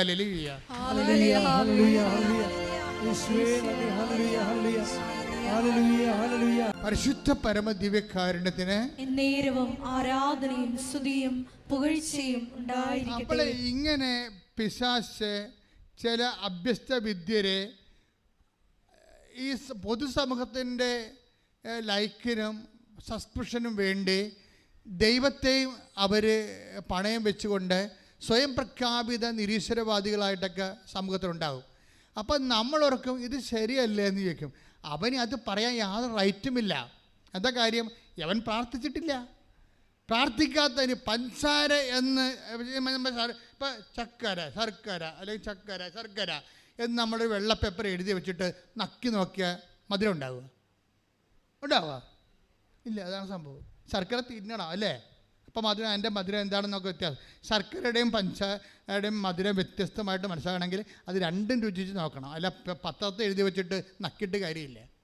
വല്ലയിടത്തെ പുസ്തകത്തായിട്ട് വായിച്ചു നോക്കിയിട്ട് വല്ല കാര്യമുണ്ടോ? ഇതെല്ലാം നേരിട്ട് പ്രാർത്ഥിച്ച് അനുഭവിക്കേണ്ട വിഷയങ്ങളാണ്. പ്രാർത്ഥിച്ച് അനുഭവിച്ചാണ് ദൈവത്തെ അനുഭവിക്കണം എന്നുണ്ടെങ്കിൽ എൻ്റെ ദൈവപൈതലേ, ഉടമ്പടിയെപ്പോലെ ദൈവം വേറെ ഒന്നും കണ്ടുപിടിച്ചിട്ടില്ല. കൈയടിച്ച് ശ്രദ്ധിക്കട്ടെ. അപ്പോഴിങ്ങനെ എപ്പോഴും ഇങ്ങനെ ഡിപ്രഷനാണെങ്കിലും ഭയമാണെങ്കിലും ഉത്കണ്ഠയാണെങ്കിലും പ്രാർത്ഥിക്കാനല്ലെങ്കിൽ ഒരു ഉറപ്പിന് തലയ്ക്ക് ഭാഗത്ത് വെച്ചതാണ് ഇവരുടെ ആസ്തി എന്ന് പറയണത്. മക്കളെ, എന്തെങ്കിലും ആസ്തി ഉണ്ടെങ്കിൽ ദൈവം നിങ്ങളെ കൈവിടത്തില്ല. ഇവർക്ക് ഡിപ്രഷനാണ്, ഇവർക്ക് ഭയമാണ്, ഉത്കണ്ഠയാണ്. പക്ഷെ അവർ അത് പ്രാർത്ഥിക്കാനല്ലെങ്കിലും മാതാവിൻ്റെ സാന്നിധ്യം അനുഭവിക്കാൻ പറ്റിയ, പ്രാർത്ഥിക്കാൻ പറ്റിയ ഒരു ദിവ്യ വസ്തുവാണ്. അതെൻ്റെ കൂടെ ഇരുന്ന അമ്മയുടെ സാന്നിധ്യം ഉണ്ടാകുമെന്ന് അവർ വിശ്വസിച്ച് അത് വെക്കുകയാണ്. അവരെത്രയോ വർഷങ്ങളാണത് വെക്കണത്. പക്ഷേ ഇപ്പോൾ അവരുടെ ജീവിതത്തിൽ, ഈ ധന്യയുടെ ജീവിതത്തിൽ വല്ലാത്ത ഒരു പ്രതിസന്ധി വന്ന്. എന്താ പ്രശ്നം വെച്ചാൽ അവൾക്ക് സ്വതവേ ഡിപ്രഷൻ ഉണ്ടല്ലോ. അപ്പോൾ അവൾ കെട്ടിച്ച് വിട്ട വീട്ടിൽ കുറേ പ്രോബ്ലം ആയിപ്പോയി. വലിയ പ്രശ്നമായി. വലിയ പ്രശ്നം വെച്ചാൽ അവൾ അവിടെ ഒറ്റപ്പെട്ട പോലെ അവിടെ തോന്നി. കെട്ടിച്ച് വിട്ട വീട്ടിൽ എപ്പോഴും നമ്മൾ ഓർക്കണം, നമ്മൾ ഒറ്റപ്പെടുന്നുള്ള ഉറപ്പാണ്. നാത്തുമാരും അമ്മയൊക്കെ ഒരു കൈയായിരിക്കും എപ്പോഴും. കാര്യം അവർ അമ്മയും മക്കളും അല്ലേ വർഷങ്ങളായിട്ട്. നിങ്ങളിപ്പോൾ പുതുതായിട്ട് ചെന്ന് ചേർന്ന ആൾക്കാരല്ലേ, നിങ്ങൾ ഇന്നലെ ചെന്ന് ചേർന്ന ആൾക്കാരല്ലേ. പിന്നെ നിങ്ങൾക്കാണെങ്കിൽ ഈ ഭർത്താവിൻ്റെ അടുത്താണെങ്കിൽ ഒരു പരിധി കഴിഞ്ഞാൽ നിങ്ങൾക്ക് ആകപ്പെട്ടുള്ള ആസ്തി നിങ്ങൾ വീട്ടിൽ നിന്ന് കൊണ്ടുവന്ന ഷെയർ ഉണ്ടെങ്കിലേ ഉള്ളൂ. അതൊക്കെ ലോക്കറിൽ വെച്ച് അപ്പത്തിന് അവർ പൂട്ടും. അതെന്താ പ്രശ്നം വെച്ച് കഴിഞ്ഞാൽ അതേ നിങ്ങളുടെ ആസ്തിയുള്ളൂ. നിങ്ങളെ ഒരു 10 കൊല്ലം 15 കൊല്ലം വെയിറ്റ് ചെയ്യണം. ഞാൻ ഇപ്പോൾ നിങ്ങൾ പറഞ്ഞു 21 ലക്ഷത്തോളം ആൾക്കാരെ കൗൺസിൽ ചെയ്തിട്ടില്ലേ. എനിക്ക് കെട്ടിച്ചു വിട്ട ആൾക്കാരോട് പറയാനുള്ളത്, നിങ്ങൾ അവിടെ വേണ്ട അകത്ത് കിടന്ന് ഓടരുത്. മറിച്ച് ഒരു 15 കൊല്ലം നിങ്ങളുടെ കയ്യിൽ ജീവിതം കിട്ടണതെന്ന് പറഞ്ഞാൽ നിങ്ങളുടെ മകൻ 10ാം ക്ലാസ്സിൽ പഠിക്കുന്ന സമയമാണ്. അതുവരെ നിങ്ങൾക്ക് ജീവിതമില്ല ഇവിടെ. നിങ്ങൾ ന്യൂട്രലായിട്ട് നിൽക്കണം. നിങ്ങളുടെ പ്രൊഫഷൻ ശ്രദ്ധിക്കണം. നിങ്ങളുടെ 2 പ്രസവമൊക്കെ കഴിഞ്ഞ് 2 കുഞ്ഞുങ്ങളൊക്കെ ദൃഢമായി കഴിഞ്ഞാൽ നിങ്ങളുടെ പ്രൊഫഷൻ ശ്രദ്ധിക്കണം. എന്നിട്ട് നിങ്ങൾ വെയിറ്റ് ചെയ്യണം.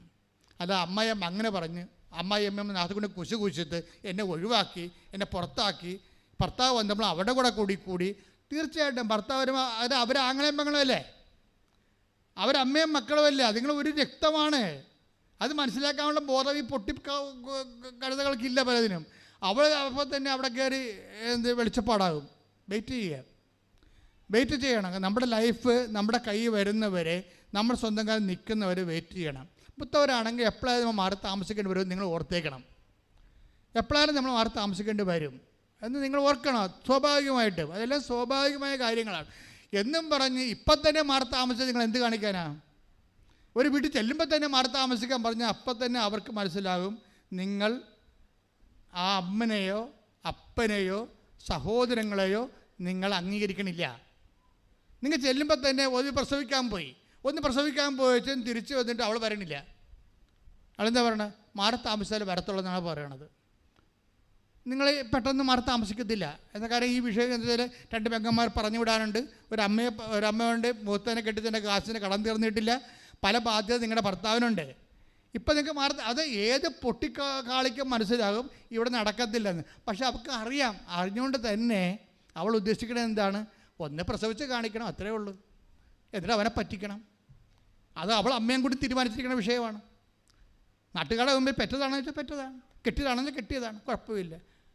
അങ്ങനെ എത്ര പെണ്ണുങ്ങൾ വീട്ടിൽ വന്ന് പ്രസവിച്ചിട്ടുണ്ടെന്ന് അറിയാമോ? വീട്ടിൽ വന്ന് പ്രസവിച്ചിരിക്കുകയാണ്. ഇനി അവനെ വെച്ച് കഴിഞ്ഞാൽ അവനോട് മൂക്ക് കൊണ്ട് ഉണ്ടാക്കി വരപ്പിച്ചിട്ട് മാത്രമേ അതിനുള്ളിൽ ഇവിടെ ഒരു ജീവിതത്തിലാകും. നിങ്ങൾ ഉടമ്പടി എടുക്കണ കൊള്ളാം, പക്ഷേ ഉടായ്പുണ്ടാക്കരുത് ജീവിതത്തിൽ. അതെന്താ കാര്യം വെച്ച് കഴിഞ്ഞാൽ ദൈവത്തിൻ്റെ അടുത്താണ് ഉടമ്പടി എടുക്കുന്നത്. അവിശ്വാസിയായ ഭർത്താവ് ഭാര്യ മുഖേന വിശുദ്ധീകരിക്കപ്പെടണം.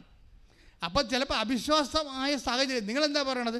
ഞാനിവിടെ അവിടെ എൻ്റെ അച്ഛ ഒന്നും പറയണ്ട, അവിടെ പ്രാർത്ഥനയുമില്ല, പള്ളിയുമില്ല, പട്ടക്കാരനുമില്ല. ഞാൻ പറഞ്ഞു നീ ആരും അത്ഭുത പുണ്യാളത്തിയാ? അല്ല എന്താ വെച്ചാൽ ഇവിടെ പറയണാണേ അവരുടെ വാ പൊളിക്കണത് ഇവിടെ കഞ്ഞി കുടിക്കാനും ഭർത്താവിനെ ഇവിടെ കുറ്റം പറയാനും വേണ്ടി മാത്രമായിരിക്കും. എന്താ പ്രശ്നത്തിൽ? അതായത് അവരെ കുറ്റം പറയുന്നവർ മരണം വരെ കുറ്റം പറഞ്ഞുകൊണ്ടേയിരിക്കും. അവർ ജന്മന കുറ്റവാളികളായതുകൊണ്ടാണ് അവർ കുറ്റം പറഞ്ഞുകൊണ്ടേയിരിക്കണത്. അത് അവരെ തന്നെ മനസ്സിലാക്കിയിട്ട് വേണം ഉടമ്പടി ഇൻവെസ്റ്റ് ചെയ്യാൻ. കൈയടിച്ച് ശ്രദ്ധിക്കട്ടെ. ഹല്ലേലൂയ. ഇപ്പോൾ ചില ചേട്ടത്തിമാരൊക്കെ ഒന്നിച്ചും കൊണ്ട് ഭർത്താവിൻ്റെ ഫോട്ടോ എൻ്റെ അടുത്ത് തരും. ഞാൻ പറഞ്ഞു എന്താ പരിപാടി? ഇയാൾ വേറെ പെണ്ണുങ്ങളുടെ കൂടെ നച്ചാന്ന് പറയുക. ഞാൻ പറഞ്ഞു നിങ്ങൾ കണ്ടായിരുന്നാ? കണ്ടില്ല, ആൾക്കാർ പറയാനുണ്ടെന്ന്. അപ്പോൾ ഭർത്താവിൻ്റെ ഫോട്ടോയും പിടിച്ചിട്ട് വന്നിരിക്കുകയാണ്. ഞാൻ പറഞ്ഞു വയസ്സ് എത്ര ഉണ്ട്? വയസ്സ് 56. ആർക്ക്? അപ്പോൾ ഇവർക്ക് 56 വയസ്സുണ്ട്. അപ്പോൾ ഭർത്താവിന് എത്ര വയസ്സുണ്ടാവും? 60 വയസ്സെങ്കിലും ഉണ്ടാവും. ഞാൻ പറഞ്ഞു 60 വയസ്സുള്ള എവിടെയെങ്കിലും പോട്ടെ കേൾക്കുന്നത്. അതായത് ഈ വിഷയം സിമ്പിൾ എടുക്കണില്ല. ഇത് ഞാനങ്ങനെ ഓർക്കണം എന്താ വെച്ചാൽ ഇവർക്ക് ബേസിക്കായിട്ട് നിങ്ങൾക്കറിയാമല്ലോ, ഒരു അവിശ്വാസിയായ ഭർത്താവ് ആര് മുഖേന വിശുദ്ധീകരിക്കപ്പെടേണ്ടത്? ഭാര്യ മുഖേന. ഇതാദ്യം ഇവർ വിശുദ്ധിയോടെ ജീവിച്ചും കുഞ്ഞുങ്ങളുടെ മുമ്പിൽ വിശുദ്ധിയോടെ ജീവിച്ചും ആണ് ഈ മനുഷ്യനെ വീണ്ടെടുക്കേണ്ടത്. കാര്യം ചില ആൾക്കാർക്ക് ഭയങ്കര ചാബല്യമാണ്, ശാരീരിക ചാബല്യം ഭയങ്കരമാണ്. വേറെ കുഴപ്പമൊന്നുമില്ല, ഇങ്ങനെ ഒലിപ്പിച്ചുകൊണ്ടിരിക്കുക, അത്രേ ഉള്ളൂ, വേറെ ഉപദ്രവമൊന്നുമില്ല. അപ്പോൾ നിങ്ങൾ ഓർക്കും ഭയങ്കര പാർട്ടിയാണെന്ന് വിചാരിക്കും. ഒരു പാർട്ടിയല്ല അയാളൊരു ഭീരുവാണ്. അത് നിങ്ങൾക്ക് അതിൻ്റെ ബോധമില്ലാത്തത് കൊണ്ടാണ് ഇവർ എല്ലാം തീർന്നെന്നും പറഞ്ഞുകൊണ്ട് നിങ്ങളെ വിട്ടെന്ന്. നിങ്ങളൊന്നും വിട്ടിട്ടില്ല, ആ പാർട്ടിക്ക് അങ്ങനെ ചാബല്യമുണ്ട്. നിങ്ങൾ എന്താ ചെയ്യേണ്ടത്? ഇത് അമ്മയെ കളത്തിലിറക്കണം. അമ്മ ഇത് ഞാൻ പിടിച്ച് നിങ്ങൾക്ക് പറ്റുമോ അയാൾ പോണവട്ടരെല്ലാം പോകാൻ? ഇല്ല, പറ്റത്തില്ല. അയാളുടെ നമ്പരും വാങ്ങിച്ചുകൊണ്ടിരിക്കുകയാണ്, എന്നിട്ട് നമ്പർ മൊബൈൽ അടിച്ചു മാറ്റിക്കൊണ്ടിരിക്കുകയാണ്. അയാൾക്ക് വേറെ മൊബൈൽ, വീട്ടിൽ നടക്കുമ്പോൾ മൊബൈൽ വേറെ ഉണ്ടാവും അയാൾക്ക്. എങ്ങനെ അറിയാൻ പറ്റും? ഇങ്ങനെയുള്ള ഇരുട്ട് കൊണ്ടൊന്നും ഊട്ടടക്കാമെന്ന് പറ്റത്തില്ല. മറിച്ച് മര്യാദക്ക് കർത്താവെ എന്തെങ്കിലും വഴിപ്പിശക് എൻ്റെ ഭർത്താവിനുണ്ടെങ്കിലെന്ന് പറയുമ്പോഴേ നിങ്ങൾ ദൈവതിരുസന്നിധിയിൽ ഒരു പ്രാർത്ഥന വെക്കുമ്പോൾ ആദ്യം പരിശുദ്ധാത്മാവ് നിങ്ങൾക്കുണ്ടാകണം. പരിശുദ്ധാത്മാവ് ഉണ്ടെങ്കിൽ ആ പ്രാർത്ഥന എവിടെയാണ് ചെയ്യേണ്ടതെന്ന് പറയും. നിങ്ങളിപ്പോൾ അവിശ്വാസിയായ ഹസ്ബൻഡാണ്, അയാളെ തിരിച്ചു കൊണ്ടുവരാൻ വേണ്ടിയാണ് നിങ്ങൾ ഉടമ്പടി ചെയ്തിരിക്കുന്നത്. അപ്പോഴേ ആ പ്രാർത്ഥന എവിടെ വെക്കണത്?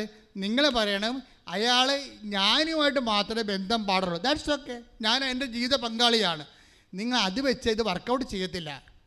നിങ്ങൾ എന്താ ചെയ്യേണ്ടത്? നിങ്ങൾ വേണം, കർത്താവേ ആ മനുഷ്യൻ പാപിയായിട്ട് ജീവിക്കരുത്, അയാളുടെ വിശുദ്ധി സൂക്ഷിപ്പുകാരത്തി ഞാനാണ്, അതുകൊണ്ടാണ് ഞാൻ നിന്നോട് പറയണത്.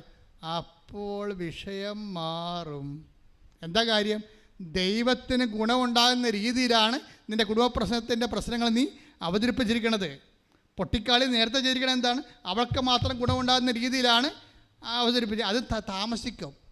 എല്ലാ ഉടമ്പടി വിഷയങ്ങളിലും ഇതുകൊണ്ട് ദൈവത്തിന് എന്താണ് മെച്ചമെന്ന് നിങ്ങൾ ചിന്തിക്കണം. ശ്രുതികട്ടെ ഹല്ലേലൂയ. ഈ ഉപദേശങ്ങൾ കേൾക്കുമ്പോഴുണ്ടാകുന്ന ഗുണം എന്താ അറിയാവോ? ഉപദേശം കേട്ട് കഴിഞ്ഞാൽ ജീർണത കുറയും നമുക്ക്. നിങ്ങൾ ഉപദേശം കേൾക്കുമ്പോഴും നിങ്ങൾ ഉപദേശിക്കുമ്പോൾ ഉപദേശത്തിൻ്റെ ഗുണം അതാണ്, ജീർണത കുറയും ജീവിതത്തിൽ. ഇപ്പം തന്നെ ഉദാഹരണത്തിന് നമുക്ക് സങ്കീർത്തനം എടുത്തേ. സങ്കീർത്തനം 16:7 മുതൽ. എനിക്ക് ഉപദേശം നൽകുന്ന കർത്താവിനെ ഞാൻ വാഴ്ത്തുന്നു. പറഞ്ഞേ, എനിക്ക് ഉപദേശം നൽകുന്ന കർത്താവിനെ ഞാൻ വാഴ്ത്തുന്നു. രാത്രിയിലും എൻ്റെ അന്തരംഗത്തിൽ പ്രബോധനം നിറയുന്നു. രാത്രിയിലും എൻ്റെ അന്തരംഗത്തിൽ പ്രബോധനം നിറയുന്ന കർത്താവ് എപ്പോഴും എന്റെ കൺമുമ്പിലുണ്ട്.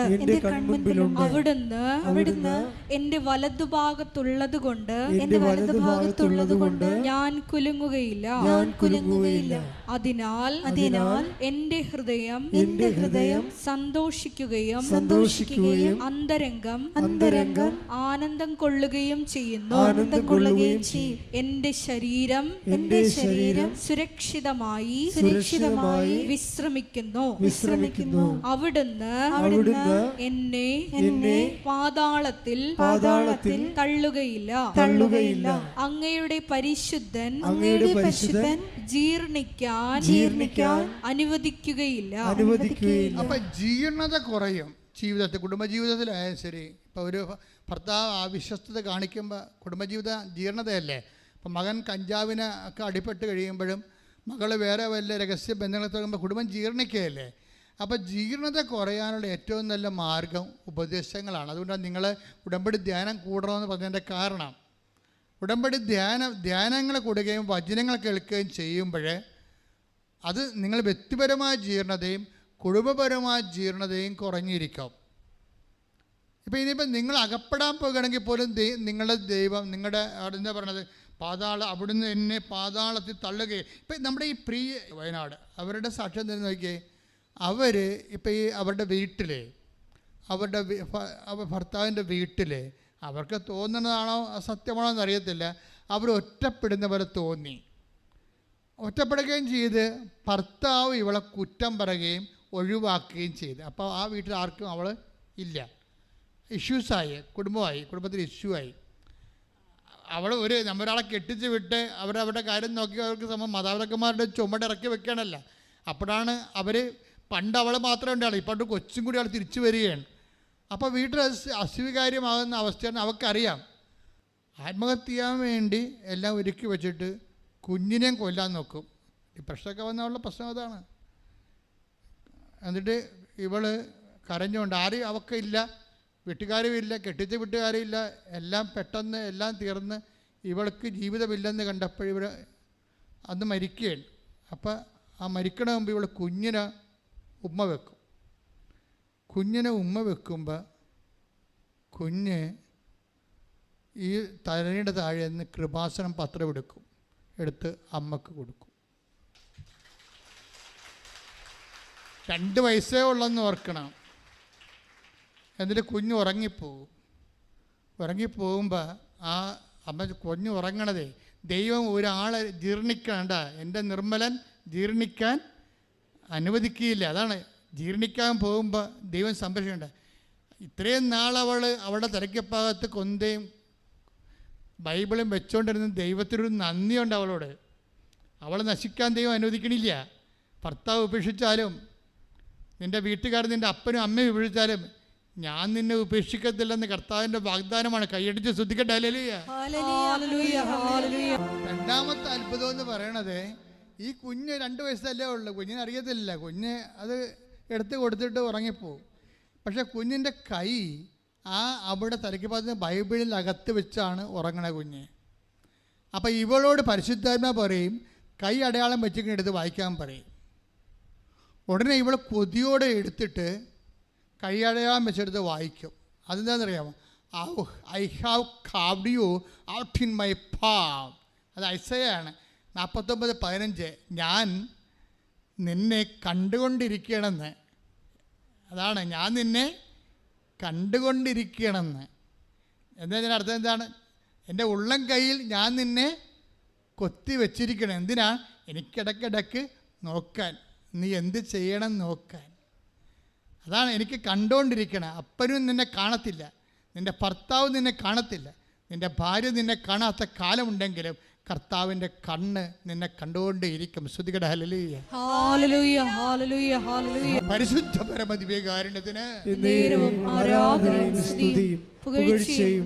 എൻ്റെ മക്കളെ, ഉടമ്പടിയിലുള്ള ഈ ഉറങ്ങാത്ത ദൈവം, അതായത് ഞാൻ നിന്നെ കണ്ടുകൊണ്ട് I have carved you out in my palm. ഞാൻ നിന്നെ കണ്ടുകൊണ്ടിരിക്കാൻ എപ്പോഴും എൻ്റെ ഉള്ളം കൈയിൽ തന്നെ കൊത്തിവെച്ചിരിക്കണമെന്ന്. അതൊക്കെ ദൈവത്തിൻ്റെ പരമമായ സ്നേഹമാണ്. ആ സ്നേഹമാണ് ഈ പത്രം എടുത്ത് കൊടുക്കണത്. ആ സ്നേഹമാണ് അവൾ അടയാളം വെച്ചിരിക്കണ കൈ വായിക്കോള്. യെശയ്യാ 49:16. ഇതാ നിന്നെ ഞാൻ എൻ്റെ ഉള്ളം കയ്യിൽ രേഖപ്പെടുത്തിയിരിക്കുന്നു. അവളിത് ഈ രേഖപ്പെടുത്തിയിരിക്കണമെന്ന് പറഞ്ഞ് വായിച്ചപ്പോൾ തന്നെ ആളിന് വായനയുടെ അഭിഷേകം കിട്ടി. കിട്ടിയിട്ട് പിന്നീട് വായിക്കണ എല്ലാം ദൈവം അവരോട് നേരിട്ട് അപ്പളെ ഇറങ്ങി വന്ന് കയ്യെ പിടിച്ച് പറയണ പോലെ തോന്നും. അതാണ് അഭിഷേകം കിട്ടിക്കഴിഞ്ഞാലുള്ള ഗുണം. അതാണ് ദൈവം നേരിട്ട് ഇറങ്ങി വന്ന് നമ്മുടെ കണ്ണിൽ നോക്കി നമ്മുടെ കയ്യെ പിടിച്ച്, അങ്ങനെയല്ലേ പറയണത്, ഞാൻ നിന്റെ മുഖത്ത് നോക്കി. Take the word of God. ശ്രദ്ധിക്കട്ടെ. സങ്കീർത്തനം 32:8. ഞാൻ നിന്നെ ഉപദേശിക്കാം. പറഞ്ഞേ, ഞാൻ നിന്നെ ഉപദേശിക്കാം. നീ നടക്കേണ്ട വഴി കാണിച്ചു തരാം. ഞാൻ നിന്റെ മേൽ ദൃഷ്ടി ഉറപ്പിച്ച് നിന്നെ ഉപദേശിക്കാം. വചനം അഭിഷേകമാകണം. എങ്ങനെയാണെന്നറിയാവോ? വചനം വായിക്കുമ്പോൾ ദൈവം നേരിട്ട് വന്ന് നമ്മുടെ കൈ പിടിച്ചുകൊണ്ട് കണ്ണി നോക്കി പറയണ വരെ നമുക്ക് തോന്നും. അങ്ങനെ പറയുമ്പോൾ നമുക്കിങ്ങനെ നമ്മുടെ ഉള്ളിൽ അഭിഷേക ആനന്ദവും ആത്മശക്തിയൊക്കെ നിറയുമ്പോൾ അപ്പോൾ ഇനി നമുക്ക് എല്ലാത്തിനും ഈ വചന വായന അവൾ അവസാനിപ്പിക്കുന്നത് 41:10. ഐസയ 41:10 എടുത്ത് ശ്രദ്ധിക്കട്ടെ. ഹല്ലേലൂയ. 41:10 ഐസയ. ഭയപ്പെടേണ്ട. പറഞ്ഞ ഭയപ്പെടേണ്ട. ഞാൻ നിന്നോട് കൂടെയുണ്ട്. സംഭ്രമിക്കേണ്ട. ഞാനാണ് നിന്റെ ദൈവം. ഭയപ്പെടേണ്ട, ഞാൻ നിന്നോട് കൂടെയുണ്ട്. സംഭ്രമിക്കേണ്ട, ഞാനാണ് നിന്റെ ദൈവം. കൈയടിക്കട്ടെ. എൻ്റെ മക്കളെ, ഉടമ്പടിയുടെ ഏറ്റവും വലിയ ആസ്തി ഭദ്രത എന്ന് പറയണത് അഭിഷേകപ്രകാരം വായിക്കാൻ പറ്റുന്നതാണ്. നിങ്ങളിപ്പോൾ ഉറക്കം തൂങ്ങാൻ നേരത്തെ കുറച്ച് നേരം വായിച്ചിട്ട് പറഞ്ഞാൽ അടച്ചു തല്ലി അവിടെ വെക്കുക, അങ്ങനെയല്ല. ഉടമ്പടി ഇത് വായിക്കണമെങ്കിൽ, ഈ സമ്പൂർണ്ണ ബൈബിൾ വായിക്കണമെങ്കിൽ, പുതിയ നിയമം വായിക്കണമെങ്കിൽ 72 മണിക്കൂർ മതി. ഞാൻ 72 മണിക്കൂർ കൊണ്ട് വായിച്ചിട്ടുള്ളതാണ്, അതുകൊണ്ട് പറയണത്. 72 മണിക്കൂർ കൊണ്ട് പുതിയ നിയമം. അപ്പോൾ അങ്ങനെയാണെങ്കിൽ 2-3 ദിവസം ഉണ്ടെങ്കിൽ, ഒരു 5 ദിവസം ഉണ്ടെങ്കിൽ ഇത് മുഴുവൻ വായിക്കാൻ പറ്റും. ഇത് വായിക്കണമെങ്കിൽ അഭിഷേകം കിട്ടണമെങ്കിൽ ആളാണ് 5 ദിവസം. അഭിഷേകത്തിന് 5 ദിവസമേ ഉള്ളൂ. അത് ഇങ്ങനെ വായിക്കുന്നതോറും ഇങ്ങനെ നമ്മുടെ ഉള്ളിൽ ദൈവസ്നേഹവും ദൈവ ശക്തിയൊക്കെ ഇങ്ങനെ നുരഞ്ഞ് പതഞ്ഞ് ഒഴുകി നമുക്ക്, അതായത് നമ്മൾ ശരിക്കും പറഞ്ഞാൽ ആധ്യാത്മികമായി ലഹരി പിടിച്ചു പോകും. അങ്ങനെ വന്നാൽ അതിൻ്റെ അർത്ഥം എന്താണ്? നീ വായന അഭിഷേകത്തിലായാൽ അതിൻ്റെ അർത്ഥം എന്താണ്? ദൈവം നിൻ്റെ കൂടെ സഞ്ചരിക്കാൻ തുടങ്ങിയിരിക്കുന്നു. ഇനി എന്താണ്? നീ നടക്കേണ്ട വഴി നിൻ്റെ മുഖത്ത് നോക്കി ഉപദേശിക്കാൻ തുടങ്ങി. ഇപ്പം ധന്യനെ ഉപദേശിച്ച് ധന്യോട് പറഞ്ഞു, കുഴപ്പമില്ല, നീ വീട്ടിൽ പോയിക്കോ. വീട്ടിൽ ചെന്നപ്പോൾ പിന്നെന്താ പ്രശ്നം? അപ്പൻ എന്ന് പറയുന്ന ആള് ഭർത്താവിനെതിരെ കേസ് കൊടുത്തിരിക്കുകയാണ്, ഇവളുടെ അപ്പൻ. പക്ഷേ ഇവൾ വീട്ടിൽ ചെന്ന് കഴിയുമ്പോൾ അപ്പനൊരു പാലത്തെ കൂടി സ്കൂട്ടിയും തള്ളിക്കൊണ്ട് പോകുമ്പോൾ പാല ഒടിഞ്ഞ് അപ്പൻ സ്കൂട്ടിയോടുകൂടി വെള്ളത്തിൽ പോകും. പിന്നെ ആരാണ്ട് കണ്ടു നിൽക്കുന്നവർ കട്ടിച്ച് രക്ഷപ്പെടുത്തി ആശുപത്രിയിൽ എത്തിക്കുമ്പോൾ എത്തിക്കുന്ന സമയത്ത് വേറെ സംഭവം നടക്കും. അതായത് ഈ അപ്പം വീണ സമയത്ത് ഭർത്താവ് കൊച്ചിനെ കാണാൻ വേണ്ടി ഇവളുടെ വീട്ടിലുള്ള സമയത്താണ് അപ്പം വീഴണത്. ഇതൊക്കെ ഈ അപ്പനൊക്കെ ഉന്തിത്തള്ളി വീഴിക്കണത് ആരാണ്? ഇതാണ് പ്രശ്നം. ഈ ഭർത്താവ് വീട്ടിൽ വരാറില്ല. ഒരു ദിവസം അയാൾക്ക് തോന്നി കൊച്ചിനെ വന്ന് കാണണമെന്ന്. കൊച്ചിനെ കാണാൻ വേണ്ടി ഭർത്താവ് വീട്ടിൽ വരുമ്പോൾ അപ്പം പാലത്തിൽ നിന്ന് വീഴും. പിന്നെ എന്താ ചെയ്യണത്? അപ്പനെയും കൊണ്ട് മരുമകൻ ആശുപത്രിയിൽ പോകും. ആശുപത്രിയിൽ പോകുമ്പോൾ പല അസ്ഥികളും വിട്ടുപോകും സ്കാൻ ചെയ്യുമ്പോൾ. അപ്പോൾ അവൾ കണ്ണീരോടെ പറയും, എന്താ പറഞ്ഞത്? കർത്താവേ, ഞാൻ കൃപാസനത്തിൽ വന്ന് സാക്ഷ്യം പറഞ്ഞോളാം, നാളെ എക്സ്റേ എടുക്കുമ്പോൾ അസ്ഥി കൂടിയിരിക്കണമെന്ന് പറയും. അതുപോലെ ഒരു നാളെ അസ്ഥി എടുക്കുമ്പോൾ അപ്പൻ്റെ അസ്ഥി കൂടിയിരിക്കും. ആ പ്രാർത്ഥനയുടെ രീതിയാണ്. പക്ഷേ വിഷയം സെറ്റിൽഡായി. എന്താണ്? അമ്മായിയപ്പനും മരുമകനും സ്നേഹമായി, ഭാര്യയും ഭർത്താവും സ്നേഹമായി, കുടുംബം സെറ്റായി. അവളിപ്പോൾ അത് പറയാൻ വേണ്ടി ഇവിടെ വന്നപ്പോൾ ജീന സിസ്റ്റർ പറഞ്ഞ്, നീ ഇനി വരുമ്പോൾ അപ്പനെയും വിളിച്ചുകൊണ്ട് വരണം, എന്നിട്ട് സാക്ഷ്യം പറയാമെന്ന് പറഞ്ഞു. അപ്പനെയും വിളിച്ചുകൊണ്ട് വരികയല്ല, നീ വിസായും കൊണ്ട് വരണമെന്ന് പറഞ്ഞേ, വിദേശത്തേക്കുള്ള. അപ്പോൾ പറയും, ഞാൻ അപേക്ഷ പോലും കൊടുത്തില്ല, ഞാൻ വിസായും കൊണ്ട് വരണത്. സിസ്റ്റർ പറയാം, നീ പോയി വാന്ന് പറയും. പക്ഷേ അവൾ ഇന്നലെ വന്നപ്പോൾ അവളുടെ വിസയുടെ പ്രോസസ്സിങ് എല്ലാം കഴിഞ്ഞിരിക്കണം, അപ്പനെയും കൊണ്ട് വന്നിരിക്കണം സാക്ഷ്യം പറയാം. Hallelujah, hallelujah. ഒരു ദിവസം രാത്രി മരിക്കാൻ പോയവളാണ് ഇവളല്ലേ. ആ കുഞ്ഞിൻ്റെ കൈ കൊണ്ട് കർത്താവ് അവളെ തൊട്ട്, നിൻ്റെ കർത്താവ് ഉണർന്നിരിക്കുന്നു, ഇസ്രായേലിൻ്റെ ദൈവം മയങ്ങുകയില്ല, ഉറങ്ങുകയില്ല. ശ്രുതിക്കട്ടെ ഹല്ലേലൂയ. 121:4 ഇസ്രായേലിന്റെ പരിപാലകൻ മയങ്ങുകയില്ല, ഉറങ്ങുകയുമില്ല. Praise the Lord. എന്ന് പറഞ്ഞ ഇസ്രായേലിന്റെ പരിപാലകൻ മയങ്ങുകയില്ല, ഉറങ്ങുകയുമില്ല. അപ്പൊ I have carved you out in my palm എന്ന് പറഞ്ഞല്ലേ, ഞാൻ നിന്നെ ഉള്ളം കയ്യിൽ കൊത്തിവെച്ചിരിക്കുന്ന ദൈവം, നിന്നെ അവൻ്റെ ഉള്ളം കയ്യിൽ കൊത്തിവെച്ചിരിക്കുന്ന ദൈവത്തിൻ്റെ സ്വഭാവം എന്താണ്?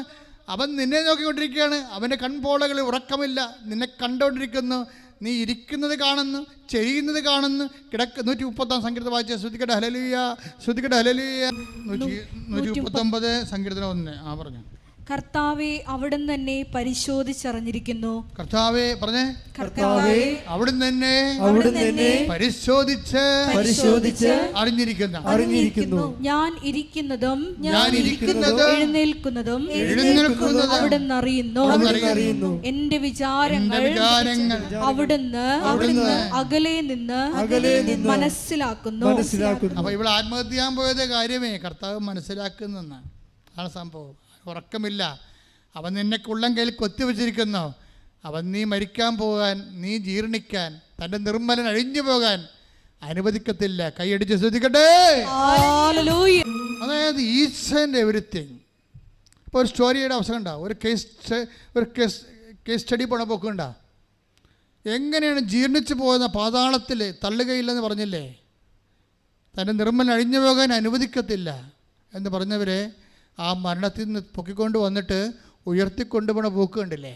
കുടുംബത്തെ റീസെറ്റ് ചെയ്തു, ഭൗതിക ജീവിതം സെറ്റ് ചെയ്തു, ജോലി റീസെറ്റ് ചെയ്തു, കുടുംബത്തിലുള്ള മാനസിക ഐക്യം റീസെറ്റ് ചെയ്തു. ദൈവം എല്ലാം റീസെറ്റ് ചെയ്യാം. അതുകൊണ്ടാണ് ഞാൻ പറയണത്, നിങ്ങൾ ഉപ്പ് നോക്കാൻ വേണ്ടി ഉടമ്പടി എടുക്കരുതെന്ന്. ചില ആൾക്കാർക്ക് പറ്റിയിരിക്കുന്ന സംഭവം ഉടമ്പടി എടുത്തു നോക്കാം, ദൈവം പ്രവർത്തിക്കട്ടെ, എന്നിട്ട് ഞാൻ പത്രം കൊടുക്കാം. ഇങ്ങനെ കുറേ പരിപാടികളുണ്ട്. ആ ഓരോ പ്രവർത്തനം ഞാൻ രോഗികളെ പോയി കാണാം, ദൈവം ആദ്യം എൻ്റെ വിസ പ്രോസസ്സിങ് നടക്കട്ടെ, ആദ്യം എനിക്ക് അഡ്വൈസ് മെമ്മോ വരട്ടെ, എന്നിട്ട് ഞാൻ ആഘോഷമായിട്ട് കെട്ടി ഇറങ്ങാം. ഇടി പെരിച്ചാൽ നീ ഇറങ്ങിയിട്ട് ദൈവത്തെ എന്ത് കാണിക്കാനാണ്? ഒന്നും കാണിക്കാനില്ല, നിനക്കാണ് കാണിക്കാനുള്ളത്. നീ ദൈവത്തിനെ വെല്ലുവിളിക്കുകയാണ്. നിൻ്റെ അല്പവിശ്വാസം കൊണ്ടും നിൻ്റെ തരികിട വിശ്വാസം കൊണ്ടും ദൈവത്തെ നീ വെല്ലുവിളിക്കുകയാണ്. അത് നിനക്ക് പണി വരും. അല്ല, ദൈവം ആദ്യം പ്രവർത്തിക്കട്ടെ, അത് കഴിഞ്ഞിട്ട് ഞാൻ പത്രം കൊടുക്കാം. ദൈവം ആദ്യം പ്രവർത്തിക്കട്ടെ, ഞാൻ രോഗികൾക്ക് ഞാൻ കുടമ്പടി എടുത്തപ്പോൾ തന്നെ എനിക്ക് എനിക്ക് ആലപ്പുഴ പോയപ്പോൾ തന്നെ ബസ് കാശ് കുറച്ചായി. ഇനിയിപ്പോൾ ഞാനിപ്പോൾ രോഗികൾക്ക് കയ്യിൽ നിന്ന് കാശ് കൊടുക്കണം. അപ്പോൾ ദൈവത്തെ അവൾ ചെയ്യുന്ന നക്കാപ്പിച്ച ധർമ്മപ്രവർത്തനങ്ങൾ കൊണ്ട് ദൈവത്തെ അളന്ന് നോക്കും. നീ ദൈവത്തെ അളന്ന് നോക്കിയവരാണെങ്കിൽ താങ്ങത്തില്ല കേട്ടോ, ദൈവം തിരിച്ചളന്നാൽ. അതാ പലർക്കും പറ്റിയിരിക്കണത്. ദൈവത്തെ അളന്ന് നോക്കിയാണ്. നിങ്ങൾ നക്കാപ്പിച്ച നീ എന്താ പറയണത്? ഞാൻ രോഗികളെ കണ്ടില്ലേ, ഞാൻ ഉടമ്പടി എടുത്തിട്ട് പ്രേക്ഷിത പ്രവർത്തനം ചെയ്തില്ലേ എന്ന് പറഞ്ഞുകൊണ്ട് നീ ചെയ്തിരിക്കുന്ന കുഞ്ഞു കുഞ്ഞു കാര്യങ്ങൾ നിൻ്റെ കൈ തന്നെ പൊങ്ങണ ദൈവം അനുഭവിച്ചിട്ടാണ്. അറിയാവോ എത്ര പേരാണ് എൻ്റെ അടുത്ത് വന്നെന്നറിയാവോ കൈ പൊങ്ങണില്ലെന്നും പറഞ്ഞുകൊണ്ട്. അപ്പം കൈ പൊങ്ങണുണ്ടെങ്കിൽ നീ ഹല്ലേലൂയ പറയണ്ടേ കൈ പൊക്കി. അപ്പം അതിനെ നീ നാക്ക് കൊണ്ട് സംസാരിക്കാൻ പറ്റുന്നുണ്ടെങ്കിൽ അത് തന്നെ ഏറ്റവും വലിയ അനുഗ്രഹമല്ലേ. പിന്നെ അല്ലേ നമുക്ക് വന്നിട്ട് ഓരോ മനുഷ്യരും ഉടമ്പടി എടുക്കണത് കൈ പൊങ്ങണില്ല, കാല് പൊങ്ങണില്ല, നാക്ക് പൊങ്ങണില്ലെന്നല്ലേ പറയണഞ്ഞാൽ ഉടമ്പടി എടുക്കണത്. ഇതെല്ലാം ഉള്ള നീ ഇരട്ടി പ്രാവശ്യമായിട്ട് കർത്താവിനെ സ്തുതിക്കേണ്ട ആളാണ്. പ്രാർത്ഥിക്കുക, കർത്താവായ ദൈവമേ, നല്ലപ്പം നിന്നെ സ്തുതിക്കാനും നിന്നോട് പദം പറയാതെ എനിക്ക് പ്രേക്ഷിത വേല ചെയ്യാനും ഒന്നും ആവശ്യപ്പെടാതെ അങ്ങോട്ട് സമർപ്പിച്ചുകൊണ്ട് എന്റെ സ്വന്തം ദൈവവേദലായി എന്റെ ഭൂമിയിൽ മഹത്വപ്പെടുത്തിക്കൊണ്ട് എനിക്ക് ഉടമ്പടി പൂർത്തിയാക്കാൻ എന്നെ അഭിഷേകം ചെയ്യണമേ. ശ്രദ്ധിക്കട്ടെ,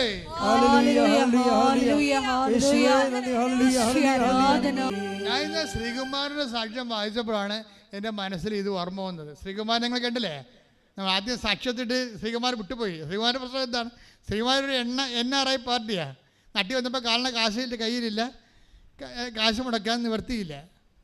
കാശില്ലല്ലോ, ജോലിക്ക് എവിടെയെങ്കിലും പോയി ജോലിക്ക് മുടക്കാൻ വേണ്ടി ഒരു ബിസിനസ് ചെയ്യാൻ വേണ്ടി കാശില്ല. അപ്പോൾ നാട്ടിൽ വന്നൊരു ജീവച്ഛവമായിട്ട് ഇങ്ങനെ ഗതികിട്ട പ്രേതമായിട്ട് നടക്കുകയാണ്. അപ്പോഴാണ് അവൻ വന്ന് ഉടമ്പടി എടുക്കണത്. ഉടമ്പടി എടുത്തപ്പോൾ അവന് തോന്നി സർക്കാരിൻ്റെ ജോലിയില്ലേ, സർക്കാരിൻ്റെ ഈ PWD വർക്കില്ലേ, അതിൻ്റെ കോൺട്രാക്റ്റ് എടുക്കാമെന്ന് പറഞ്ഞു. പക്ഷേ അതിന് രജിസ്ട്രേഷൻ നടത്തണം. അപ്പോൾ അതിന് ബാങ്ക് ബാലൻസ് ഉണ്ടാകണം. ഉടനെ ശ്രീകുമാർ ഉടമ്പടി എടുത്തും ബാങ്കിൽ വിളിച്ചെന്നും പറയണേ, സാറേ എനിക്ക് കോൺട്രാക്റ്റ് വർക്ക് ചെയ്യണം, PWD എനിക്ക് കുറച്ച് പൈസ അനുവദിക്കണം എന്ന് പറയും. അപ്പോൾ പറഞ്ഞു, നിങ്ങൾക്ക് ആസ്തികളില്ലല്ലോ, നിങ്ങളുടെ അക്കൗണ്ട് തന്നെ NRI കാലത്ത് പോലും നിങ്ങൾ മര്യാദക്ക് കീപ്പ് ചെയ്തിട്ടില്ല, അതുകൊണ്ട് തരാൻ നിവർത്തിയില്ല. എന്നാലും നിങ്ങളൊരു NRI അല്ലേ, ഞാനത് പൈസ ഇട്ട് തരാമെന്ന് പറഞ്ഞു. അതൊക്കെ ഒരു 50,000 ഇട്ട് കൊടുത്തു ബാങ്കുകാരൻ 50,000 ഇട്ട് കൊടുത്തു വെച്ചും പുള്ളി പോയൊരു കോൺട്രാക്റ്റ് വർക്ക് എടുത്ത് PWDയുടെ. അതെടുത്തപ്പോൾ എന്നാ പറ്റി? സർക്കാരിന് സുപ്രീം കോടതിയുടെ വിലക്ക്. കാശില്ലാത്ത സർക്കാർ സുപ്രീം കോടതി പോയിരിക്കണല്ലോ. സുപ്രീം കോടതി പോലും ചോദിച്ചില്ലേ സർക്കാരിനോട്, കാശ് എങ്ങനെയാണ് ഇങ്ങനെ കാശ് എങ്ങനെയാണ് ഇങ്ങനെ കടമായി പോയെന്ന് ചോദിച്ചില്ലേ? ഇപ്പോൾ ചോദിച്ചില്ലെങ്കിലും പൈസ ഇല്ലല്ലോ, ഇലക്ഷൻ കഴിയാതെ സർക്കാരിൻ്റെ ഈ കാശ് കിട്ടത്തില്ല. അപ്പോൾ കാശ് കിട്ടാതിരിക്കുമ്പോൾ അത് എല്ലാ PWDക്കാർക്കും അറിയാം, സർക്കാരിൽ നിന്ന് കോൺട്രാക്റ്റ് വർക്ക് ചെയ്ത് എല്ലാവർക്കും അറിയാം, പൈസ ഇല്ല. അപ്പം പക്ഷേ ശ്രീകുമാരനെ സംബന്ധിച്ചിടത്തോളം ഈ പൈസ കിട്ടാതെ, ചെയ്ത വർക്കിൻ്റെ പൈസ കിട്ടാതെ ഇനി മുന്നോട്ട് പോകാൻ പറ്റത്തില്ല. ശ്രീകുമാർ അമ്മയോട് വന്നത്, അമ്മേ സർക്കാരിൻ്റെ കയ്യിലെ കാശ്, സർക്കാരാണെങ്കിൽ ബാങ്ക്രപ്റ്റാണ്, ട്രഷറി ബാനായിട്ട് ഇരിക്കുകയാണ് എന്ന് പറഞ്ഞു. അപ്പോൾ അമ്മ പറയും, നിനക്ക് മാത്രം തരാൻ വേണ്ടി ഞാൻ പറഞ്ഞിട്ടുണ്ടെന്ന് പറഞ്ഞു. അതെന്താ പറയണത്? ശ്രീകുമാറിന് മാത്രം ബില്ല് പാസ്സായി, വേറെ ആർക്കും ബില്ല് പാസ്സായിട്ടില്ല. അതാണ് ഉടമ്പടി എന്ന് പറയുന്നത്. ശ്രീകുമാരൻ മാത്രം ബില്ല് പാസ്സായി. ഞാനത് കേട്ടപ്പോൾ എൻ്റെ മനസ്സിൽ തോന്നിയത് വല്ലാത്ത സംഭവമായി പോയില്ലാന്ന്. അവൻ്റെ എത്രയോ എനിക്കറിയാം, കാര്യം എൻ്റെ അടുത്ത് എല്ലാ PWക്കാരും വരണതല്ലേ. അപ്പോൾ ഇവനെന്ന് പറഞ്ഞത് ഞങ്ങളുടെ ഉടമ്പടി ചെയ്തിരിക്കുകയാണ്. അതാണ് ഈ ഉടമ്പടി ചെയ്യുമ്പോഴും ശ്രദ്ധിക്കണം. അതായത് അച്ഛനെ കണ്ട് അങ്ങനെയല്ല. ഇതൊക്കെ എന്ന് പറയുന്നത് അറ്റ കൈയാണ്. ദൈവത്തിൻ്റെ അടുത്താണ് നമ്മൾ. മാതാവിൻ്റെ അടുത്ത് വരുമ്പോൾ ദൈവം ഏൽപ്പിച്ച ആളിൻ്റെ അടുത്ത് നിൻ്റെ ഓഹരി ദൈവത്തോട് ചോദിക്കുമ്പോൾ ദൈവം നിന്നോട് എന്താ പറയണത്? അത് അമ്മയെ ഏൽപ്പിച്ചുകൊണ്ട് പറയും. ഈ വീഞ്ഞും ഒക്കെ ഇല്ലാത്തപ്പോഴൊക്കെ ഉണ്ടാക്കണതും ഭക്ഷണം ഇല്ലാത്തപ്പോൾ ഉണ്ടാക്കണതും ജോലി ഇല്ലാത്തപ്പോൾ ഉണ്ടാക്കണതൊക്കെ അമ്മയുടെ ഡിപ്പാർട്ട്മെൻറ്റാണ്. അമ്മ ഏൽപ്പിച്ചിട്ടുണ്ടെന്നറിയാം. നീ ബൈബിളിൽ വചനമല്ല വായിക്കണമെന്ന് ചോദിക്കുമോ? അപ്പോൾ നീ ഉടമ്പടിയിൽ എടുത്തിരിക്കണത്. അപ്പോൾ ശ്രീകുമാർ വന്ന് അമ്മയോട് പറയും, എൻ്റെ ബില്ല് പാസ്സായില്ലേ? ആർക്കും പാസ്സായിട്ടില്ല, പക്ഷേ എന്ന് പറഞ്ഞിട്ട് എന്ത് ചെയ്യും? എൻ്റെ കടക്കാർ എനിക്ക് മുന്നോട്ട് പോകാൻ പറ്റണില്ലെന്ന് പറയുമ്പോൾ അവൻ്റെ ബില്ല് അങ്ങോട്ട് പാസ്സാക്കി കൊടുക്കും. നമ്മളെന്ന പ്രശ്നത്തിൽ നമ്മൾ ഉടമ്പടി എടുക്കുമ്പോൾ തന്നെ ഓർക്കുക, ഇതുപോലെ ശ്രീകുമാരന്മാരൊക്കെ നമ്മുടെ കൂടെ ഉണ്ടെങ്കിൽ അവന്മാരെ അനങ്കിലും അടിച്ചു മാറ്റും. എന്താ കാര്യം വെച്ച് കഴിഞ്ഞാൽ അവരത് അതിൻ്റെ കുറിഞ്ഞിക്കാണ് തീ കൊടുക്കുന്നത്. അവർക്ക് കമ്മ്യൂണിക്കേഷൻ ഉണ്ട് ദൈവമായിട്ട്. ഇവിടെ നീ ക്രിസ്ത്യാനിയാണോ അല്ലെങ്കിൽ ക്രിസ്ത്യാനി അല്ലേ എന്നല്ല പ്രശ്നം. ഉടമ്പടി നീ എന്താ ഇൻവെസ്റ്റ് ചെയ്തിരിക്കണമെന്നാണ് പ്രശ്നം. ദൈവം സത്യസന്ധനായതുകൊണ്ട് ദൈവം ജാതി മതം നോക്കത്തില്ല. അവന് വിശ്വാസമുണ്ടോ, ദൈവസ്നേഹമുണ്ടോ, അവൻ്റെ ഉടമ്പടി ഓക്കെ ആണോ എന്ന് നോക്കും. അപ്പോൾ അവിടെ അങ്ങോട്ട് ശരിയിട്ട് കൊടുക്കും. അതെല്ലാവരും മനസ്സിലാക്കണം. അതായത് ഉടമ്പടി ചെയ്യുമ്പോൾ സത്യസന്ധമായിരിക്കണം, കറക്റ്റായിരിക്കണം. പ്രാർത്ഥന പോലും ഒരു സ്നേഹത്തിൻ്റെ ബേസിലായിരിക്കണം പ്രാർത്ഥിക്കേണ്ടത്. ഒരു സ്നേഹത്തിൻ്റെ ബേസിലേ ദൈവത്തിൻ്റെ മുമ്പിൽ വരുമ്പോൾ അപ്പം നമുക്കത് മനസ്സിലാകും. പ്രാർത്ഥന കഴിയുമ്പോൾ നിനക്ക് മനസ്സിലാക്കണം ദൈവം സ്നേഹമാണെന്ന്. അപ്പോഴാണ് പ്രാർത്ഥന നീ ചെയ്തത് പ്രാർത്ഥനയാണോ എന്ന് നമുക്ക് നിനക്ക് മനസ്സിലാകണം. ഒരു പ്രാർത്ഥന കഴിയുമ്പോൾ നിൻ്റെ മനസ്സിൽ മനസ്സിലാക്കണം ദൈവം സ്നേഹമാണെന്ന്. അപ്പോഴാണ് നിൻ്റെ പ്രാർത്ഥനയാണോ എന്ന് ദൈവം മനസ്സിലാക്കുന്നത്. അതാണ് ഇത്. കാരണം സ്നേഹത്തിലേ പ്രാർത്ഥിക്കാൻ പറ്റത്തുള്ളൂ. അല്ല താത്വികവുമായിട്ടും സാങ്കേതികമായിട്ടും ഡിമാൻഡ് വെച്ച് നമുക്കൊന്നും ചെയ്യാൻ പറ്റത്തില്ല. അപ്പം അതുകൊണ്ട് ഈ വിഷയത്തിൽ കുറച്ച് നമ്മൾ സൂക്ഷ്മത ഉണ്ടാകണത് നല്ലതാണ്. ഞാനെന്താ ശ്രീകുമാരൻ്റെ സാക്ഷ്യം കേട്ടപ്പോഴേ അത് കാര്യം അവന് ബില്ല് പാസ്സാക്കാൻ കാരണം എന്താണെന്നറിയാവോ? രാജാക്കന്മാരെ കൊണ്ട് വളർത്തുമെന്ന് ദൈവം പറഞ്ഞിട്ടുണ്ട്. സർക്കാരിനെ കൊണ്ട് നമ്മളെ വളർത്തുമെന്നേ. അത് ഉടമ്പടിയിലുള്ളതാണ്. യെശയ്യാ 49:23. യെശയ്യാ 49:23. രാജാക്കന്മാർ നിന്റെ വളർത്തുപിതാക്കന്മാരും സർക്കാരും നിന്റെ വളർത്തുപിതാക്കന്മാരും രാജ്ഞിമാർ വളർത്തമ്മമാരും ആയിരിക്കും. അതാണ് സർക്കാരുമായിട്ടുള്ള ബന്ധത്തിൽ പോലും നിന്നെ വളർത്താനുള്ള നടപടിക്രമങ്ങൾ ദൈവം ക്രമീകരിച്ചിട്ടുണ്ട്. അത് വാഗ്ദാനത്തിൻ്റെ ഭാഗമാണ്, ഉടമ്പടിയുടെ ഭാഗമാണ്. ശ്രദ്ധിക്കട്ടെ. ഹല്ലേലൂയ. മക്കളെ, കൈകൾ നെഞ്ചത്ത് വെക്കുക. ഓൺലൈനിലുള്ളവർ കൈ നെഞ്ചത്ത് വെക്കുക. അച്ഛൻ ഈശോനാമത്തിൽ അമ്മയുടെ മധ്യസ്ഥതയിൽ പ്രാർത്ഥിക്കാൻ തുടങ്ങുന്നു. കർത്താവിൻ്റെ അടിപ്പിടേണ്ട വൈദ്യാഘാതം പോലെ ദൈവികമായ ശക്തി നിങ്ങൾക്ക് ആവശ്യത്തെ കൊണ്ട് ആന്തരികവും ബാഹ്യവുമായ സൗഖ്യം നൽകുന്ന ദൈവിക നിമിഷങ്ങൾക്കായി സ്തുതിക്കട്ടെ. ഹല്ലേലൂയ. കർത്താവിൻ്റെ ഉന്നതമായ നാമത്തിനെ സ്വസ്ഥം ചെയ്യുന്ന കർത്താവേ, നിന്റെ വിശുദ്ധ പൗരോഹിത്യത്തെ മഹത്വപ്പെടുത്തണമേ. കർത്താവേ, സഭയിലുള്ള സാന്നിധ്യം പ്രകടമാക്കണമേ. അമ്മേ, പരിശുദ്ധമ്മേ, ദൈവമാതാവേ, കൃപാസാൽത്താരെ ജീവനോടെ പ്രത്യക്ഷപ്പെട്ട പരിശുദ്ധ അമ്മയുടെ മാധ്യസ്ഥത്തിൽ ഈ ആൾത്താറയിൽ നടന്ന 10,000-കണക്കിന് ആരാധനയുടെ ശക്തിയാൽ മാർഗരോഗങ്ങൾ, തീരവേദികൾ, ജീവദുരിതങ്ങൾ ഉച്ച മുതൽ ഉള്ളംകാല് വരെ എല്ലാ കോശങ്ങളും പേശികളും സന്ധിബന്ധങ്ങളും മാംസപേശികളും രക്തഞരമ്പുകളിലും ആന്തരിക കോശങ്ങളും എല്ലാം യേശു ക്രിസ്തുവിന്റെ നാമത്തിൽ സൗഖ്യം പ്രാപിക്കട്ടെ. ശ്രദ്ധിക്കട്ടെ.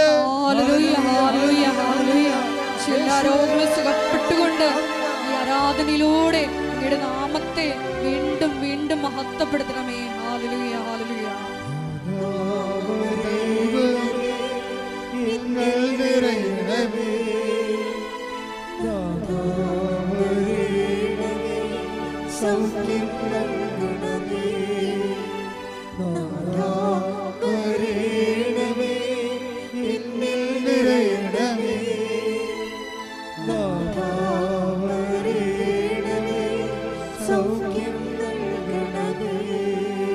പരിശുദ്ധ പരമ ദിവ്യകാരുണ്യത്തിന് എന്നേരവും ആരാധനയും സ്തുതിയും പുകഴ്ചയും ഉണ്ടായിരിക്കട്ടെ. എൻ്റെ പ്രിയപ്പെട്ടവരെ, വീണ്ടും ശാരീരിക രോഗങ്ങളുടെ മേലും കർത്താവ് ആധിപത്യം പ്രഖ്യാപിക്കുന്ന സമയമാണ്. എൻ്റെ രോഗങ്ങളുള്ള സ്ഥലങ്ങളെല്ലാം ഞാൻ കൈവച്ച് പ്രാർത്ഥിക്കാം. ഒന്നിലേറെ രോഗങ്ങളുണ്ട്, കൈ മാറ്റി മാറ്റി വെച്ച് പ്രാർത്ഥിക്കാം. അച്ഛൻ പ്രാർത്ഥിക്കുന്ന സമയത്ത് കർത്താവിൻ്റെ കരുണ നിന്നെ ആവശ്യിക്കുന്ന സമയമാണ്. അമ്മ മാതാവിൻ്റെ കൃപാസനാക്കുന്ന ഓരോ സൗഖ്യവും അമ്മ മാതാവിൻ്റെ പ്രത്യക്ഷീകരണത്തിൻ്റെ സ്ഥിരീകരണത്തിൻ്റെ സ്വർഗീയ അടയാളമാണെന്നുള്ള ബോധ്യത്തിൽ ശ്രദ്ധിക്കട്ടെ. എൻ്റെ കർത്താവേ, നിന്റെ ഉന്നതമായ നാമത്തിന് സ്വന്തം ചെയ്യുന്നു. എൻ്റെ കർത്താവേ, നിന്റെ വിശുദ്ധ പൗരോഹിത്യത്തെ മഹത്വപ്പെടുത്തണമേ.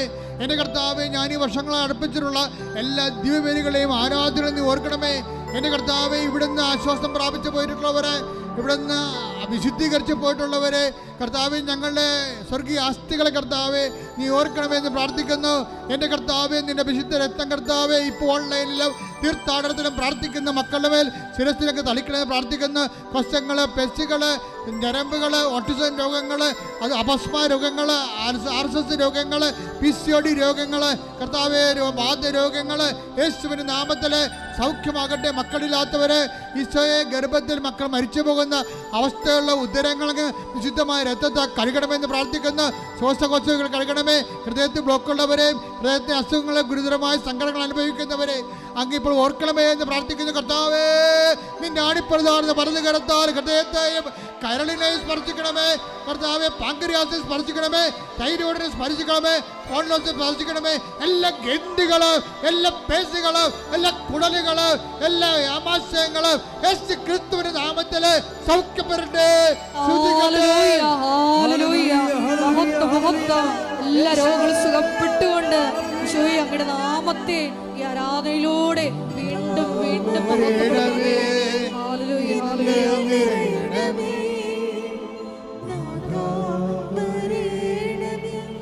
സൗഖ്യം നൽകണമേ,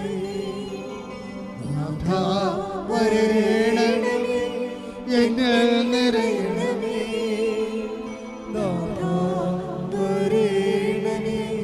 സൗഖ്യം നൽകണമേ. മക്കളെ കൈ നെഞ്ചത്ത് പിടച്ചു വെക്കുക. ജോലിയില്ലാത്തവരെ അവർക്ക് വേണ്ടി പ്രാർത്ഥിക്കുന്ന സമയമാണ്. ജോലിയില്ലാത്തവർ, വീടില്ലാത്തവർ, വഴിയില്ലാത്തവർ, പഠനത്തിൻ്റെ പരീക്ഷകൾ എഴുതിയിട്ട് റിസൾട്ടിന് വേണ്ടി കാത്തിരിക്കുന്നവരെ ഇപ്പോൾ നെഞ്ചത്ത് വെച്ച് കൈവച്ച് പ്രാർത്ഥിക്കേണ്ടതാണ്. പലതരം വിസ പ്രോസസ്സിങ്ങിനുള്ള ഇരിക്കുന്നവരും പ്രാർത്ഥിക്കേണ്ട സമയമാണ്. ഭവനരഹിതർ പ്രാർത്ഥിക്കേണ്ട സമയമാണ്.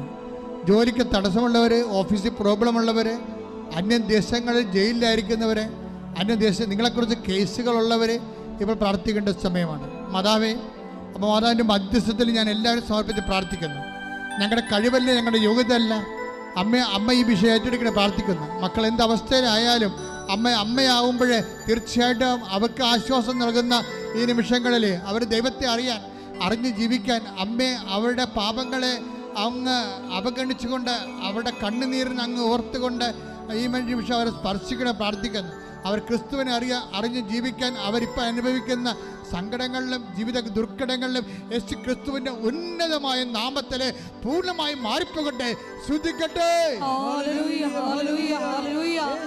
എല്ലാ ജീവിത ദുരിതങ്ങളും തടസ്സങ്ങളും മാറിക്കൊണ്ട് ഈ ആരാധനയിലൂടെ അങ്ങയുടെ നാമത്തെ മഹത്വപ്പെടുത്തണമേ എന്ന് പ്രാർത്ഥിക്കുന്നു.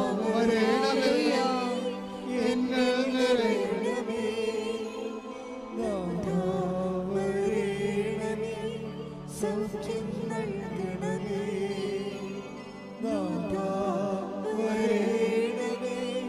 എന്നിൽ നിറയണമേ,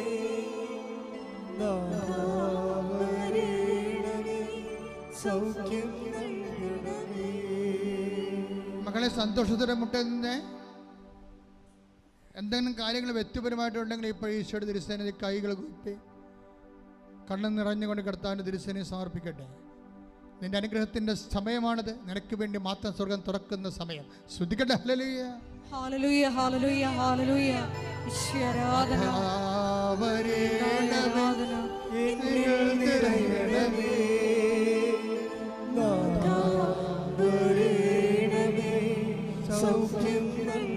ഒരുമിച്ച് എല്ലാവരും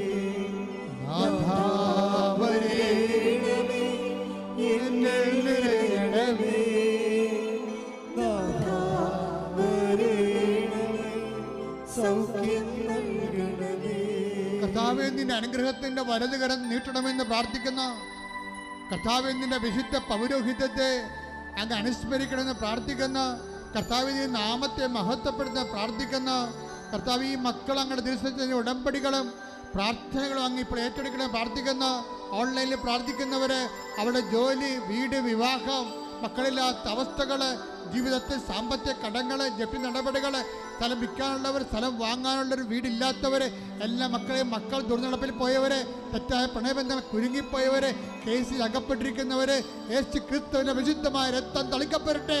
യേശുവിന്റെ നാമത്തിൽ ബന്ധനങ്ങൾ അഴിഞ്ഞു മാറട്ടെ. ശ്രുതികട്ടെ.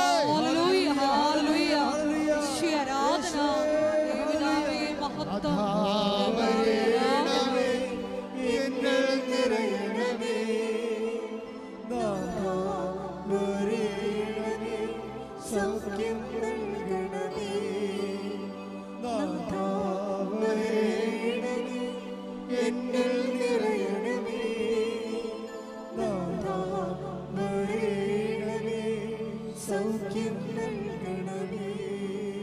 കണ്ണുകളടച്ച് മൗനമായി വീണ്ടും പ്രാർത്ഥിക്കുക. ഉടമ്പടി വിഷയങ്ങൾ അനുസ്മരിച്ചുകൊണ്ട് പ്രാർത്ഥിക്കുക. ഓൺലൈനിലുള്ളവർ പ്രാർത്ഥിക്കുക. അച്ഛന് വേണ്ടി കൃപാസനത്തിൻ്റെ ശുശ്രൂഷകൾക്ക് വേണ്ടി പ്രാർത്ഥിക്കുക. കൃപാസനം വന്നിറങ്ങുന്നവരെല്ലാം അപകടമില്ലാതെ പോകാൻ, സ്വസ്ഥവും സമാധാനം സുരക്ഷിതമായിട്ട് പോകാൻ വേണ്ടി പ്രാർത്ഥിക്കുക. ഈ ആഴ്ചത്തെ യാത്രകൾ, നിങ്ങളുടെ യാത്രകളെ സംബന്ധിച്ച് പ്രാർത്ഥിക്കുക. നിങ്ങളുടെ സംരംഭങ്ങളെ സംബന്ധിച്ച് പ്രാർത്ഥിക്കുക. നിങ്ങൾ കണ്ടുമുട്ടുന്ന വ്യക്തികളെ, ഇടപെടുന്ന സ്ഥാപനങ്ങളെ സംബന്ധിച്ച് പ്രാർത്ഥിക്കുക. എഴുതുന്ന പരീക്ഷകളെ സംബന്ധിച്ച് പ്രാർത്ഥിക്കുക. പഠിക്കുന്ന വിഷയങ്ങൾ, പ്രമാണങ്ങൾ, പട്ടയങ്ങൾ, എന്തെല്ലാം വിഷയങ്ങൾക്ക് നിന്ന് അപേക്ഷകൾ പൂരിപ്പിക്കുന്നുവോ അതെല്ലാം പരിശുദ്ധാത്മ നിറയാൻ വേണ്ടി പ്രാർത്ഥിക്കുക. വ്യത്യസ്തങ്ങളായ ഡേറ്റുകൾ, നിങ്ങൾ കാത്തിരിക്കുന്ന ഡേറ്റുകൾ, ചെയ്യാൻ പോകുന്ന ഡേറ്റുകൾ, യാത്രയുടെ ഡേറ്റുകൾ, സമയത്തിൻ്റെ അധിപതിയായ മാതാവിൻ്റെ മധ്യസ്ഥതയ്ക്ക് വേണ്ടി സമർപ്പിക്കട്ടെ. ശ്രുതികട്ടെ, ശ്രുതികട്ടെ, ശ്രുതികട്ടെ.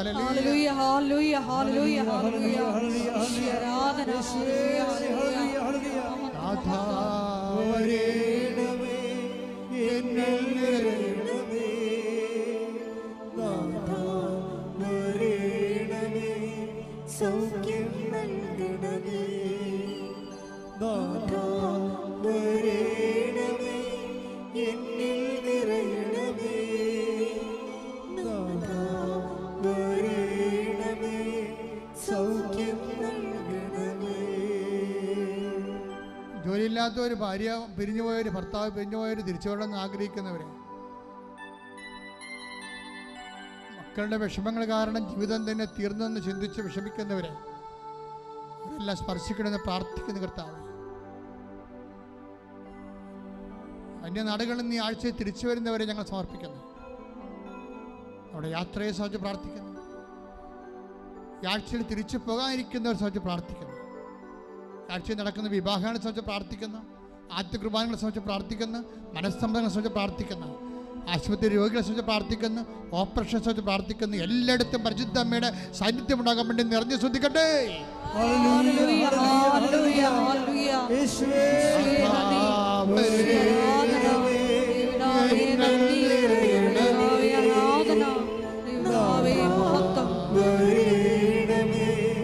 സൗഖ്യം നൽകണമേ, നാഥാ വരേണമേ, എന്നിൽ നിറയണമേ, നാഥാ വരേണമേ, സൗഖ്യം